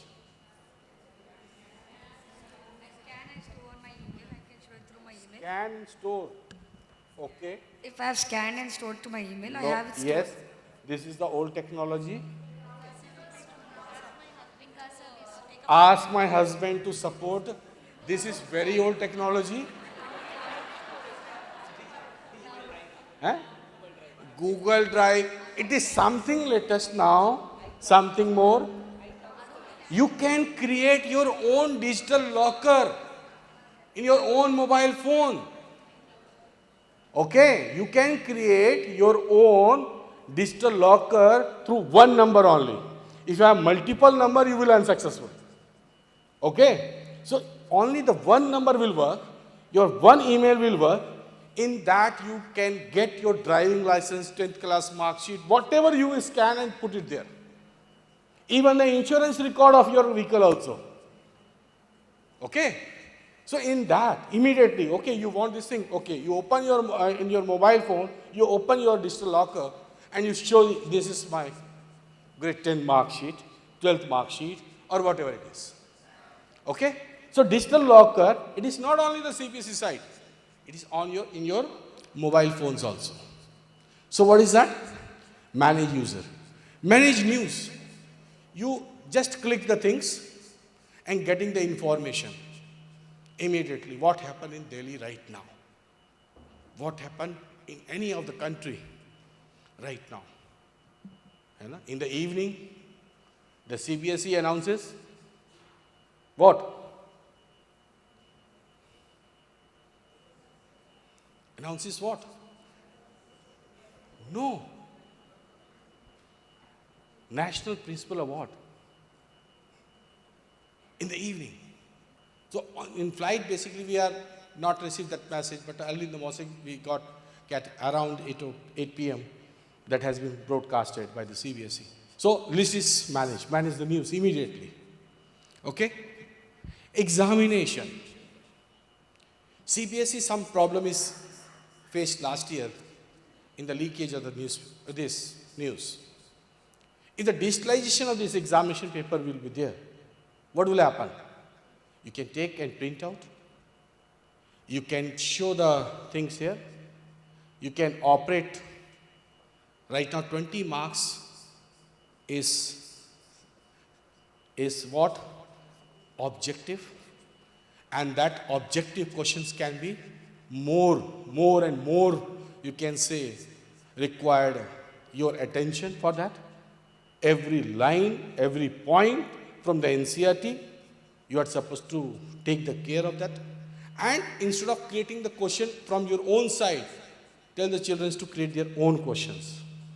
So that is also the part of the examination. Now timetable. Imagine in before 2000 or 2001, before 2000, the white sheet was there. Unable, okay, I am also standing in front of the class, another teacher is also. Some problem started, whether she having the period or I have the period. So that problem, not able to manage. Now you can manage more than 400 or 500 or 1000 teachers immediately through the software. What we require, we are supposed to put your name, your subject, your class assigned, and number of periods to be allotted. Automatically the computer will fix up the timetable and send to you. Okay? Even that timetable can be given to the parents also to manage the things. Okay? Now attendance. What is the latest technology in attendance? Biometric is old one now. RFID is also old now. Face recognition. So face recognition is one of the important where the sensors are there. When you enter the school premises, automatically what will happen? Your face will be read out and your attendance will be marked. And immediately even the student is also. There is some poll should be there. The sensors are there. Through sensors, they will read out your face. Okay? Thumb impression. If you have some cut or something happen in your hand, what will happen? Not possible. You inform to your sir, right now I have some problem. I reach on time, but this problem was there. So I am unable to mark all this. Now you are not supposed to say. Now if you have some problem in your face, if you are covering on something, then another 360 angle is there. The sensor is working on 360, even the corner, in top, you can do like this and your attendance will be marked. So high resolution of these face recognitions are there. And India has started these things and some of the schools are using this technology. Chennai police is already using that technology. Now in 26, 27, some of the conferences, this type of technology is used for giving all this. Identifying all this thing, using this card, wasting of the paper, using the plastic. Your face is already there. Your attendance, you register yourself through face recognition. You can enter. Okay, you do not require anything of the card and all these things. Okay, your face is recognized. Got the point? That is one of the important part. Now settings. What do you mean by the settings here in the technology? As per the requirement, just like computer science makes what? As per the requirement, as per the daily needs, convenient to the teacher and convenient to the management, convenient to all the people. The artificial intelligence in the schools are coming up. The curriculum has already been started. What do you think about the artificial intelligence? What is artificial intelligence? Anyone? Are you using the artificial intelligence in your school?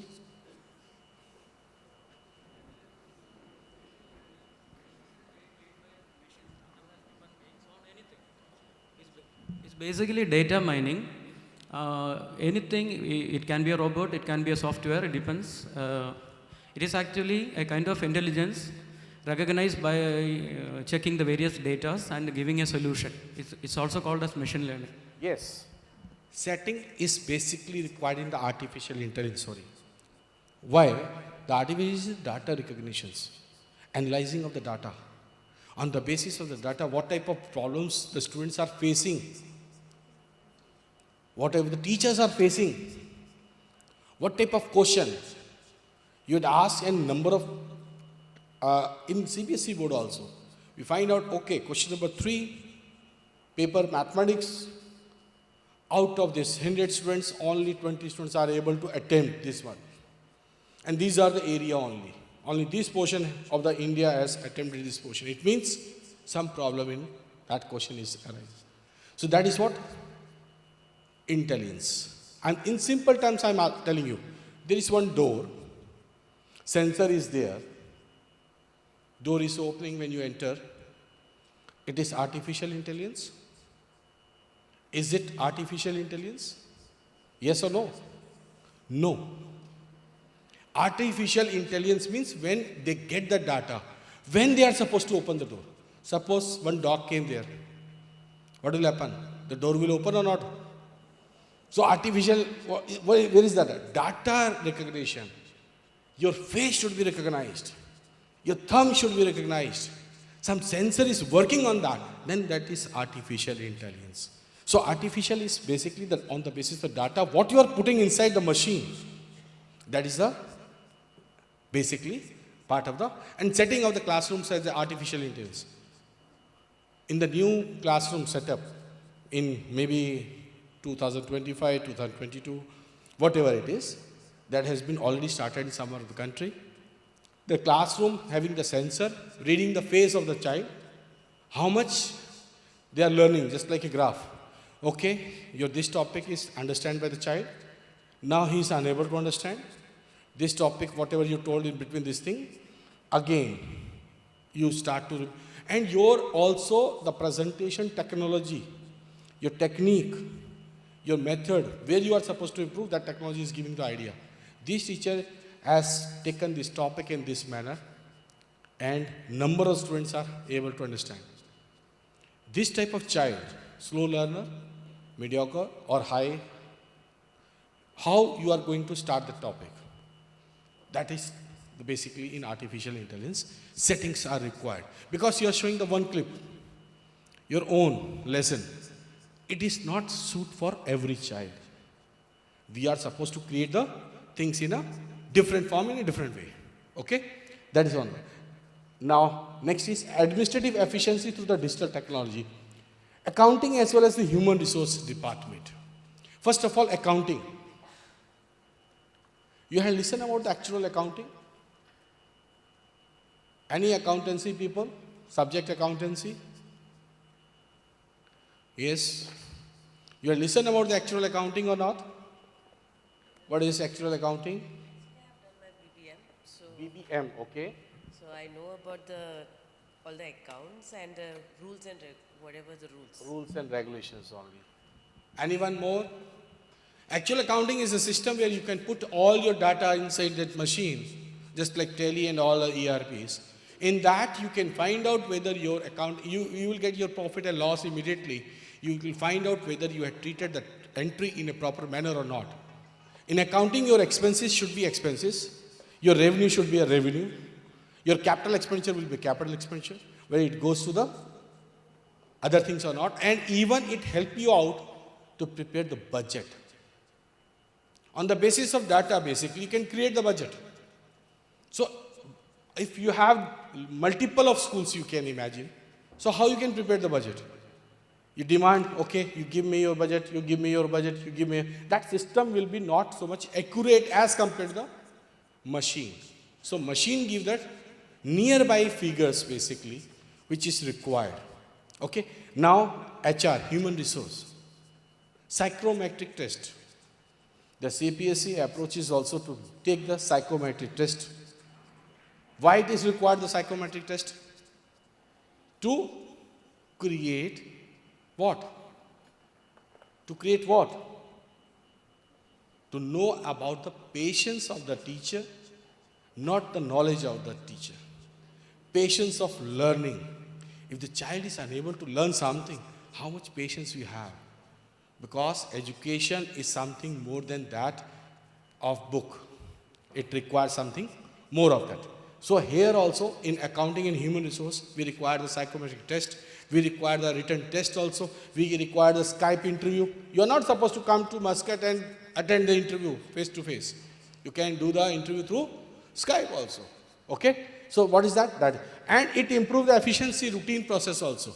You mark your attendance, that calculate it and give it what?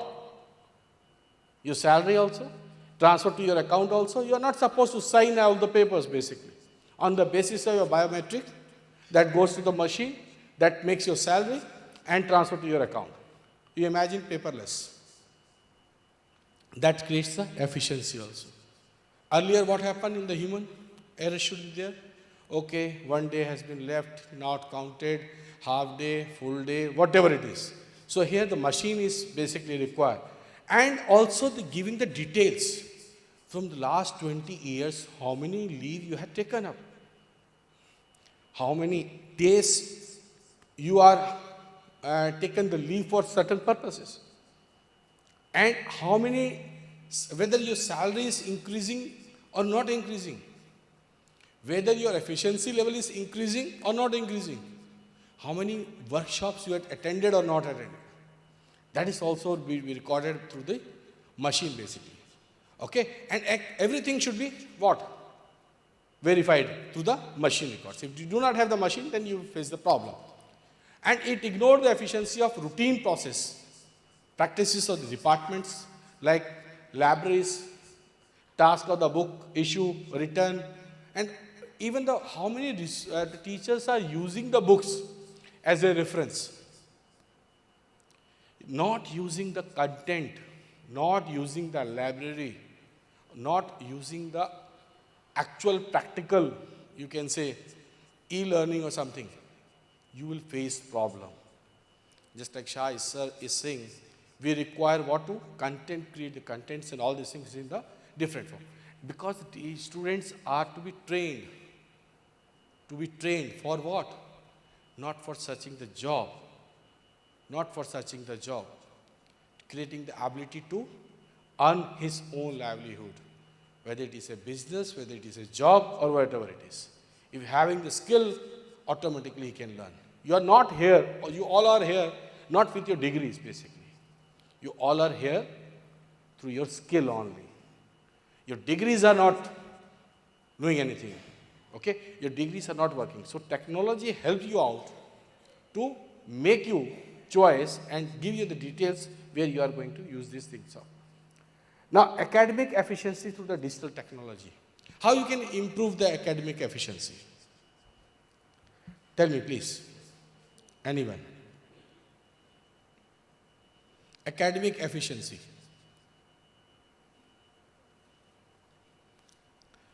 Yes, ma'am.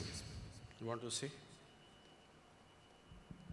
We can reduce our using the textbooks. Academic efficiency.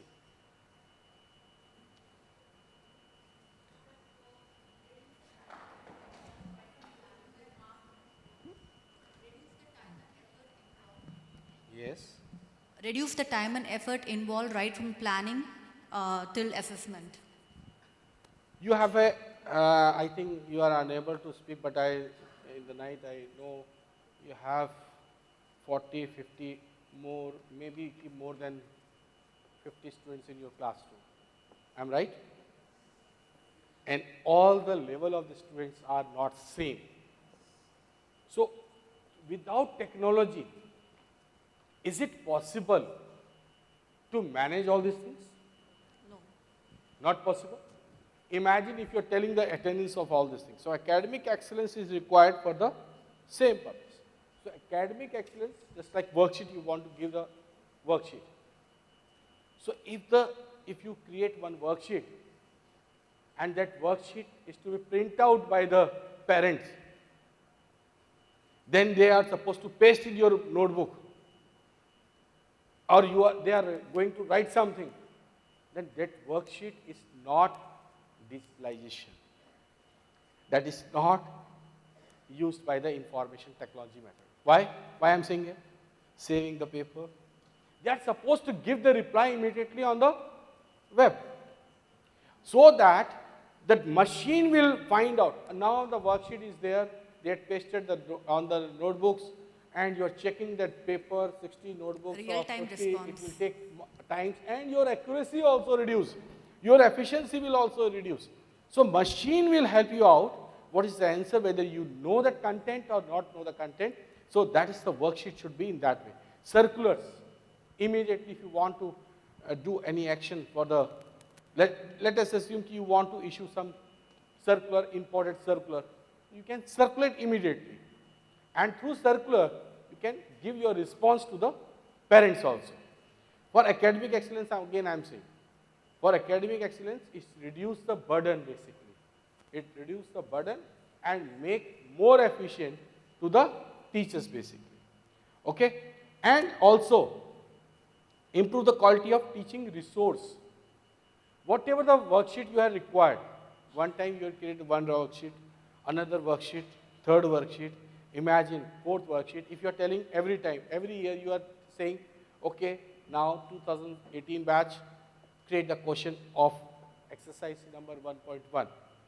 So that exercise gives you 10 questions from the student side, and you had created 10 questions. 20 questions are there. Next year again, 2019, again you ask the same thing. Maybe some 5 or 8 questions are same, but new 4 or 5 questions will be there. So again, the 30 questions will be there, then 40 questions will be there, and the data will become big so that you get your clarity on that concept should be very much clear. So that is one of the important parts of getting all these things. Okay? Improve the quality of assessment also. Now machine is assessing here. Writing part is assessing. 5-point scales basically, when you assess the things through directly, now when you assess the things in a practical way or the machine way, it gives you nearby the assessment basically, so that you can improve or do some needful for the child welfare also. Okay, one of the important. Streamlining the routine academic tasks like setting question paper. Now question paper is one of the big, how to set the question paper. Maybe you are going to attend this session also, how to set the good question paper. What is the method of setting up a good question paper? If you do not have the data basically, if you do not have the way to prepare the question paper, if you do not have the blueprint, if you do not have the, you can say, multiple types of choice of the questions and all these details of the questions, you are unable. So that data or this machine will help you out, this technology will help you out to setting up the good question paper also. This is also one of the important part. Preparing the report cards. Now imagine the grade sheet, grade card basically, grade and the mark sheet, or mark card, that sheet, you know, report card. Before report card, what do you feel? Assessment means that marks, you're giving the marks on one of the sheet, that's called cumulative mark sheet and whatever, the green sheet or cumulative mark sheet, or give the show, then you put up the data in there. And that data is required. Somewhere they say, okay ma'am, I had secured out of 10, I had secured 9, but you had marked it 8. But the data is to be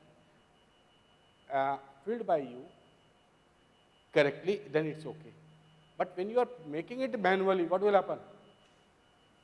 Mistakes are very much higher.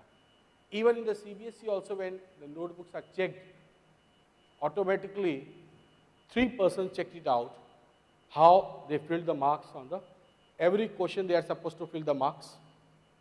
They are totaled by the machine. They are re-total checked by the other person. And the marks is immediately sent by the checker to the CBSE board. So, putting the sheet and again typing is not required. So, web plotting makes it, that makes the mark sheet. So, that's why this year also, due to the digitalization and the technology, the 10th and 12th class result of CBSE came out earlier also, before the date. Okay? So, it was the efforts of the teachers to check it as soon as possible and put all the data immediately on the machine, and machine generate all the things, and you find out that less number of mistakes are found as compared to the earlier. Now assessment, then streamlining the routine academic tasks like setting the question paper, preparing report card, and importance information with the parents as well as the teacher, showcasing the students' achievement and anecdotal records. You're not supposed to keep the records. You're not supposed to keep. One of my student is participating in the Commonwealth game, and she is right now in grade 11 in powerlifting. She is a girl from Jain family, Divya Jain, and she is going to participate in the Commonwealth game. She has taken the admission in grade 9, grade nursery, prep class, first class, second class, third class, fourth class, fifth class, sixth class, seventh class, no record, no sports activity. Ninth class, participated in Taekwondo. 10th class, participated in state level powerlifting. In 9th and 10th, she won at least 80 to 90 medals. 80 to 90 medals. In grade 11, now she is going to Commonwealth. This data is basically we had kept. Journey of this part we had kept. If let us assume in your school also, if you're keeping photographs, you have taken the admission form, you have taken the photograph of the child. Are you updating the photograph of the child every year? It is required. It is required because if you are issuing the iCard, again the digitization will be there. So your face is also recognized in different form. So imagine the data of recognition from this picture to this picture, that is also an important part. If the child becomes the prime minister of any country or some minister of the company or some big businessman or some sportsman, you require the history of the child, what he actually has done. Now you remember, okay, he was sitting in this way or we are unable to speak only 2 or 3 sentences, not more than that. If you have the data in that child, you can speak more and you can give the evidence of that. Okay? Showcasing the student achievement and activities to parent as well as the public in general. Public in general I am saying, and even the parents also. Managerial efficiency through the digitalization. Basically, brand building. What do you mean by brand?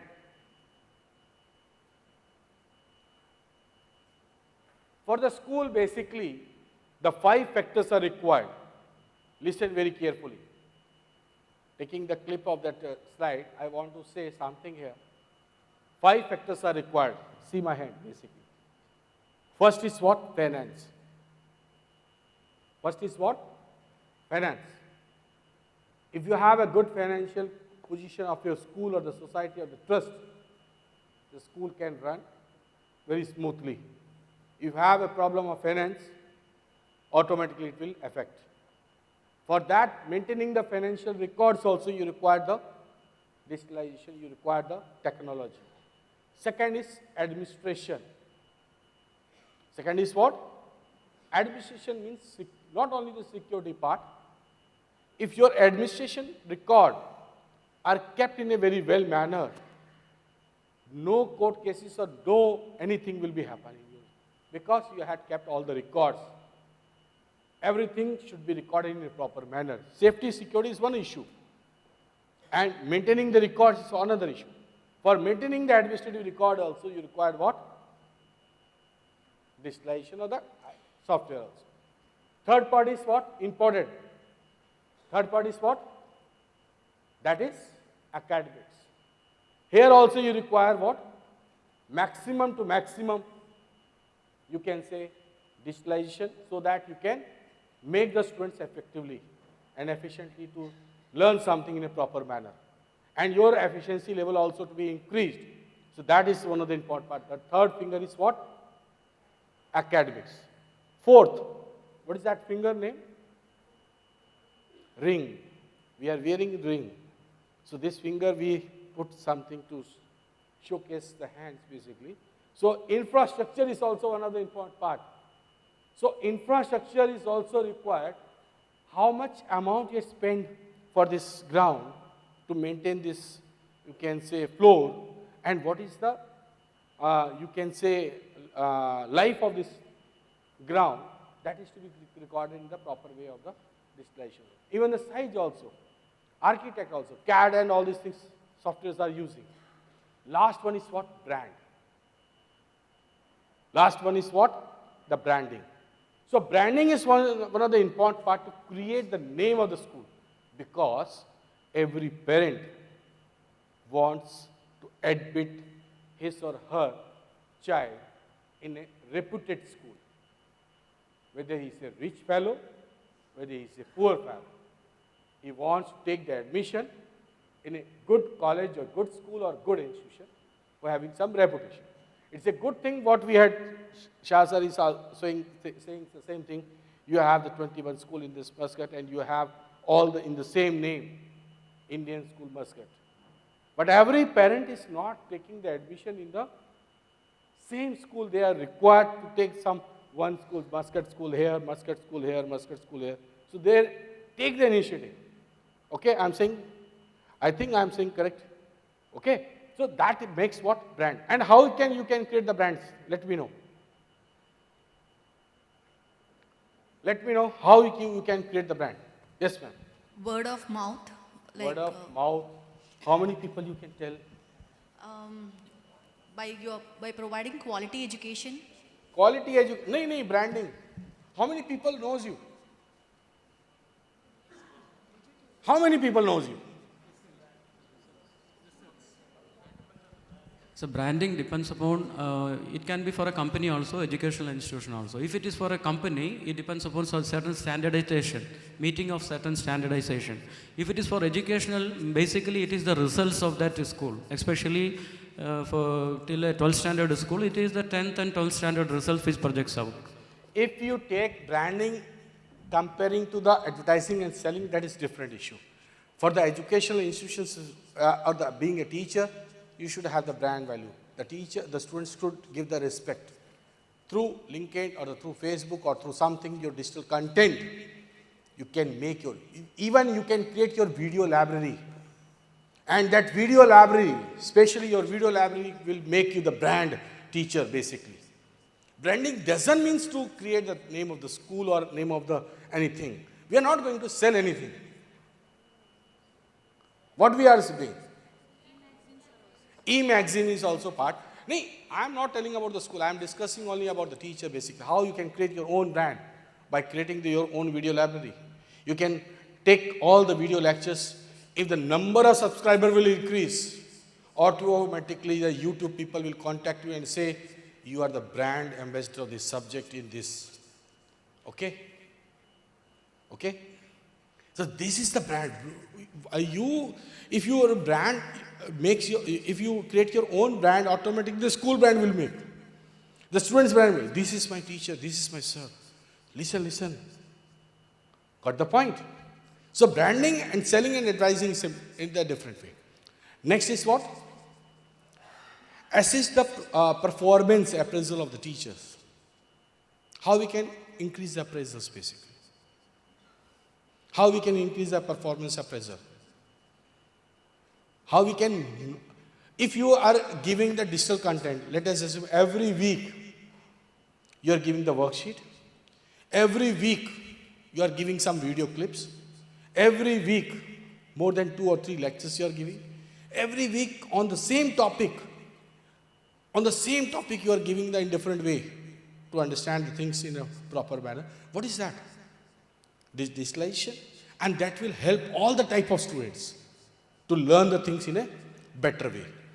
And that is one of the important part here.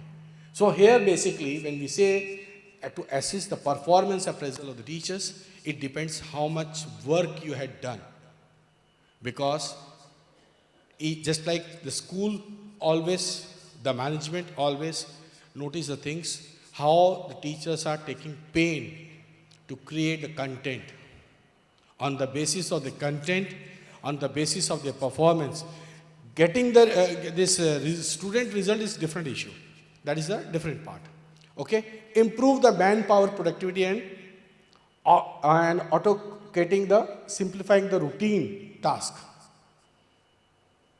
Every morning, you do not require any attendance register. You do not require to mark P and P for the students. Every time you are not supposed to send the SMS from your mobile phone that your word has not reached the school. Even you are not supposed to calculate the percentage of attendance of the child because all things is done automatically through the machine. That is one of the important part. Facilitating the reporting mechanism to all the level of management, teachers, students, parents, even the government. Okay? If the government also, if it is on the basis of clouding, we can find out whether the child is coming to the school or not coming to the school. Whether the teacher is giving his performance in a well manner or not well manner. Whether the parents and the students are giving the response of the teacher or not giving the response to the teacher. If the teacher has given the assignment to the students, let us assume 60 students are there and you had posted one worksheet. And out of the 60 students, 40 students attend the worksheet. Next time, again 40 say 35, 35 to 25, 25 to again 35, 35 to 25. What for the other people? Why they are not attending the worksheet? Whether they are unable to understand or something problem is there. So find out that all these things is also another important part here. Next, improve the brand building of the schools by showcasing the best practices, achievements, and innovative or the larger public using the board range, just like on Facebook. Today we had celebrated these things. Today we had done these things. So that creates the brand image and the students also feel proud, okay, these things happen. That makes things some belongingness. Showcasing is one of the important part. If you are not doing the showcasing of anything, that will also reduce some efficiency. So that is also important part to showcase the thing. And reduce, first brand also increase, consistent, constructed and the database, improve the manpower productivity. Your efficiency level become more than 10 times. More than 10 times. Imagine, due to the technology, you can improve the things 10 times more than that what you are earlier and reduce the operational cost because all the other cost, just like paper and electricity and all these things, it is reduced basically. I had given one, I think you had received one case study basically, it is distributed very soon to you, if it is not distributed yet. So there is the case studies on that basis we had created all these things. You can take the clip of that slide and you try to read out how the school management can use this system to develop digitalization and all these things. Okay, and how this ERP, what type of ERP is required to create all these things. So one of the ERP, just like ABC school use the customize and all these things, that is one of the important part when we are saying all these things. Okay, any question related to school management if you want to say something? Anyone? Yeah. Yes, ma'am. Please. Actually, my question is to ma'am. Ma'am. Madam, she want to ask. They've come, the papers have come. Okay, paper has come. She wants to ask some question from you. Yes. Ma'am, as you mentioned about information overload, information overdose, it's a real concern nowadays. So is there any ways to control, like, is there any? Information overload.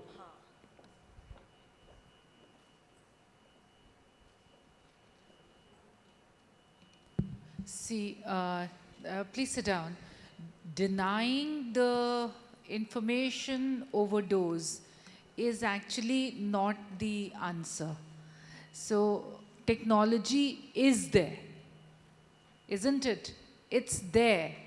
We have to accept that the technology is there. The information children are getting, we have to accept that. You will have maybe closed systems in school, you will have closed systems at home, but still the children will have an access to all these informations. So what do you do as a teacher? Or what do you do as a parent? you can only tell the children, you can talk to them, and you can counsel them that how much of information is good for them and is important for them. So we need to channelize the information that is available to the children these days. Now, how do you channelize that information? The children are there on the Facebook, they are there on the social media, they like to be connected with each other, they want to see what each other is wearing, they want to see what each one is doing, they want to upload the pictures, they want to do a lot of things that, kind of puts in the peer pressure on each other. What happens in the class or when they are out there in parties or open spaces? What are you wearing? What am I wearing? Are you riding a scooty? I am riding a scooty. What pen do you have? What stationery do you have? So much so that the children also want to do the subjects that their friends are doing. He's doing physics, so I also want to do physics. He's doing science, so I also want to do science. You come across this or not? So it is good to engage the children through these devices in the school, so that you create communities, so that the children are able to do all that they are doing unmonitored outside, that they do here with you. A little later, we will be talking about Edmodo as a community, where all children, all parents, all teachers come together, and you people post meaningful work that everybody is doing, so that their quest for doing the Facebook reduces, where they are actually interacting with the strangers. Similarly, the information will be there. So now, as older people, as teachers, we have to see how we channelize that information so that some meaning comes out of that. Posting on the social media with, I would say, not responsible posting has to be curtailed. The children have to be told that very soon their profiles will not be read through their resumes or the biodatas that they are preparing. They will be read and they will be profiled as per the social media usage.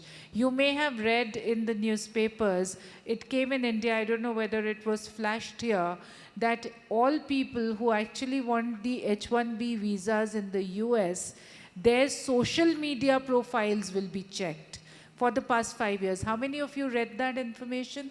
Now that has to be popularized in the children. That it's okay, you have your social media accounts, but if you will not be responsible in writing what you are writing, then people will profile you accordingly.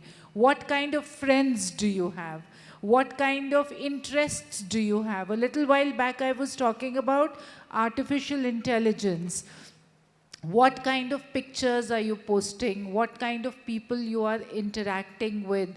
What kind of interests do you have? Do you read books, or what do you read? You have a negative disposition or you have a positive disposition is extremely important. What kind of attitude do you have? There are three things that are important today. One is the attitude, another is the skill, and the third is the knowledge. And it is important in this hierarchy only. Attitude is the most important, because if you have a negative disposition, if you have a negative attitude, then you can never do positive work. Yes or no? We come across so many parents, we come across so many children, we come across so many colleagues, if somebody has a negative attitude, then that cannot be corrected because that's something that is inborn. Skills can still be acquired and knowledge can still be acquired. But if you have a negative attitude, which is then visible in the casual setting of yours, if the employers are going to see that, they are not going to hire the children. For a lot of big companies, attitude matters the most because they say that we will teach the skills, we will give the knowledge, but attitude cannot be acquired. So that is what you need to tell the children.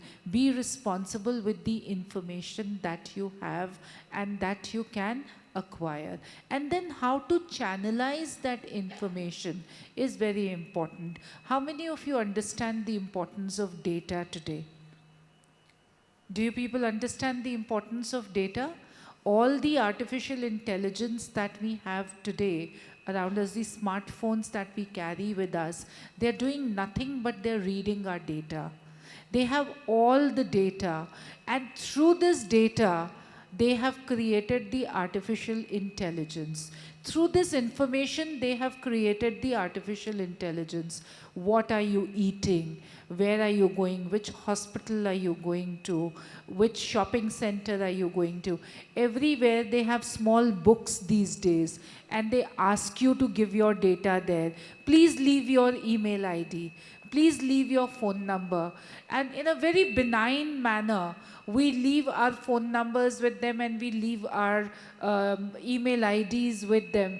Do you know they are making money out of that? How many of you know that? That they are making money out of your phone numbers and out of your email IDs, because then they are mapping your interests with your phone numbers and with your email IDs, and then they are creating clusters of those phone numbers and they're creating clusters of email IDs, and they're selling you what they want to sell to you. So it's a big business. Data is a big business. Nobody wants to today get into production if they do not know what are the interests of the customers.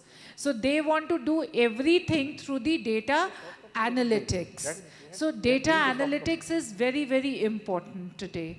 So the children have to understand that there is information that they are going to get.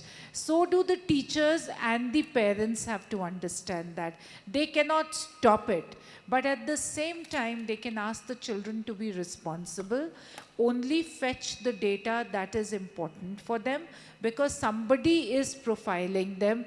Some artificial intelligence coding is profiling them. So scare them about it, that somebody is following them all the time. And second thing is, ask them and teach them and give them the skill to use only the data that is relevant to them and not to use the data that is not relevant to them. That is a skill that you will have to give to the children as teachers, because we cannot deny technology. We cannot tell them don't use the smartphone. We cannot tell them don't use the internet, because if they need to research on a certain topic, gone are the days that they will sit in the library, get a book and then do the research. They will do the research online only. Once they are online, then again they are exposed to a lot of data. So the skill to understand as to what data is important for them and how to read the data, how to read the information is very important. Researching as a skill is very, very important. So for you teachers, it is a tool, and for the students also it is a tool. We have to teach them as to how to be responsible towards that. Who asked that question?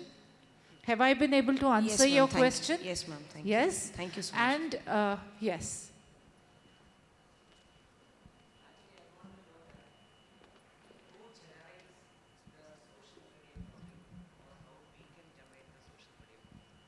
Okay, the question is, who generates the social media profile, and can we generate the social media profile?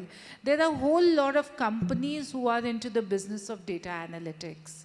And Facebook itself Google itself are the companies which are doing the data analytics. I don't know how many of you know, but when Mark Zuckerberg had started Facebook, it was only to connect the few students at the Harvard, because these people wanted to connect with each other and share the information. And do you know that he was suspended for that? Because he created something that had interfered with the fabric of the college, of the school. So he was actually suspended for doing what he did. And today, Harvard very proudly hosts his name on the website of Harvard. Now, everything that is invented first has a negative reaction, I would say, to a new thing that comes in. But slowly people start using it to their advantage. So when he created this, he wasn't, I think, having in mind the kind of business that it would generate. So something that only started as a networking app or a site, that time the apps weren't there, and that actually then he sent out a message to all the Ivy Leagues that, okay, now you people also connect. So Harvard is connected, so all other Ivy Leagues also come in, and we will create a community of Ivy Leagues only. And later on, then we know what happened with Facebook. Each one of us have gotten into that. Now, with so much of information that is there with Facebook, with all the photos being uploaded, with all our interests being uploaded, with videos being uploaded, with all our interests. So Google and Facebook both started doing business out of it. So there are a lot of analytics which are done where everything is categorized and the people are profiled. Now, a very small example, you all get the friend request suggestions? Yes? Now what is that? That is artificial intelligence. How is it happening? The phone numbers and your Facebook accounts and your emails are linked. Are they linked or not? Yes. So you can either log in through your phone numbers or you can log in through your email IDs. Earlier it was only through the email IDs. Slowly they sucked in our phone numbers also. Now because we do Facebook from our phone numbers, every person who is in your contact list, actually the friend request comes from those people. Because it recognizes and it reads our data. Everybody who is in our contact list of emails is synced with our Facebook accounts. So anybody who has sent you a mail even once, whether you know that person or you don't know that person's Facebook request comes to your inbox. So that is how the artificial intelligence is working. That's how the profiles are being created and the clusters of people are being made.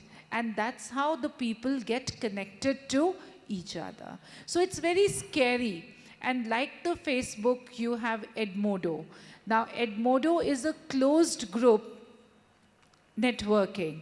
So what we have done in our school, we do not use WhatsApp because WhatsApp messages cannot be controlled.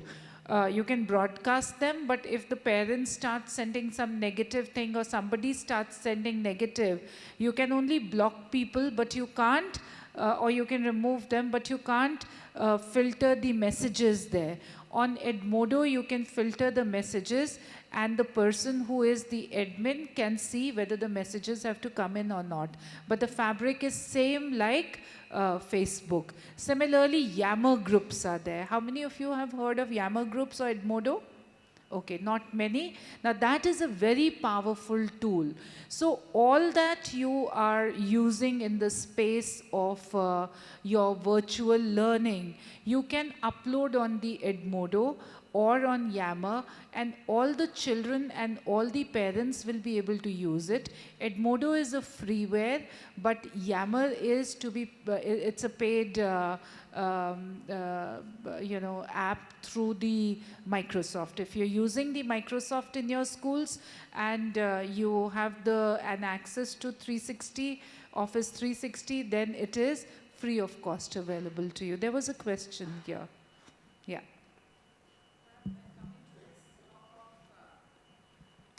The data clouding on the social media platforms, there even this app like Facebook or Instagram and all have this privacy settings. How far this is successful in filtering out and closing out information from going out? You can only set your privacy settings for your friends to see what they want to see, what they don't want to see. But the company which is actually housing your data has access to all that. So if they want to sell out your details to anybody, they are free to do that. Because every time we become a member of this, there is something known as I agree. Do we read what are we agreeing on? No, we don't.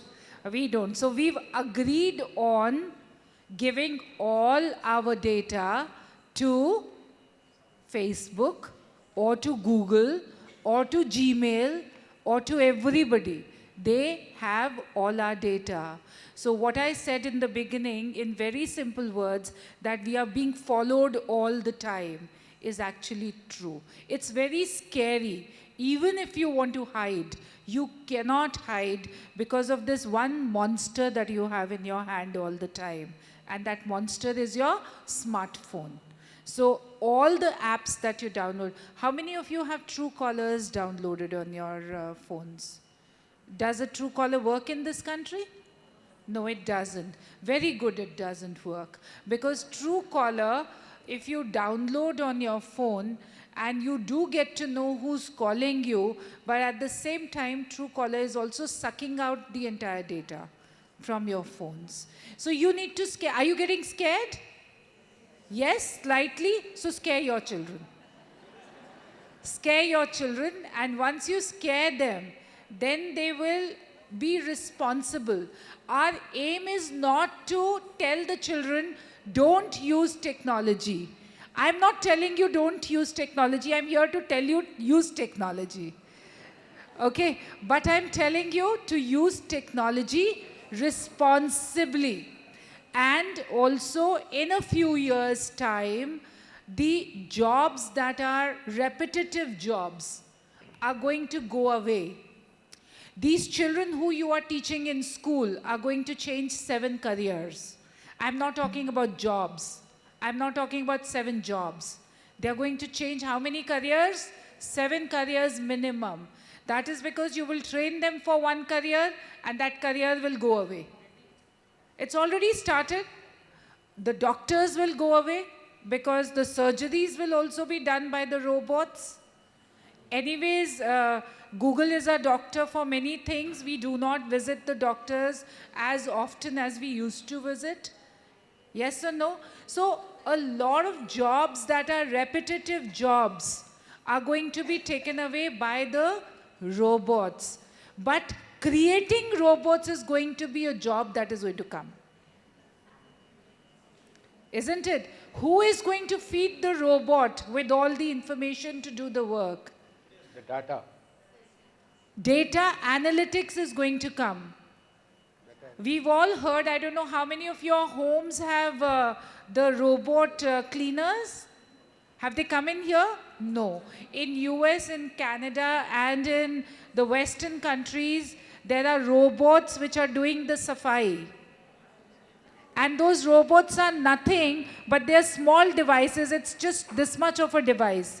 A goal robot that comes and stands near your feet. If you will not feed, it will move from there. It will keep standing near your feet.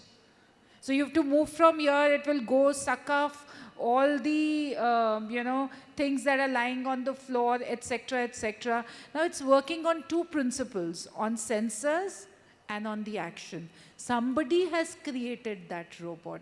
Somebody has given those instructions to those robots, to those machines. These are the jobs that are going to come. Data analytics is going to come in a big way. So it is only through the information that the data analytics can be done. So we need to be responsible. Have I answered the question? One more? Okay, sir. Now, I think you understand how the data is to be utilized, and the data basically means digitalization. And if you have the data, the data is to be used in the proper manner. If you are not using the data in the proper manner, that will also create a lot of problem to you. Now there is a time for the prayer, and there will be break then, and sharp 2 p.m. will be there. We will again assemble here for the next session. Okay? So prayer.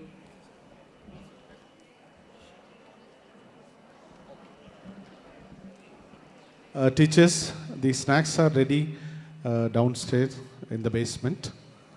You can have it and disperse and come back for lunch.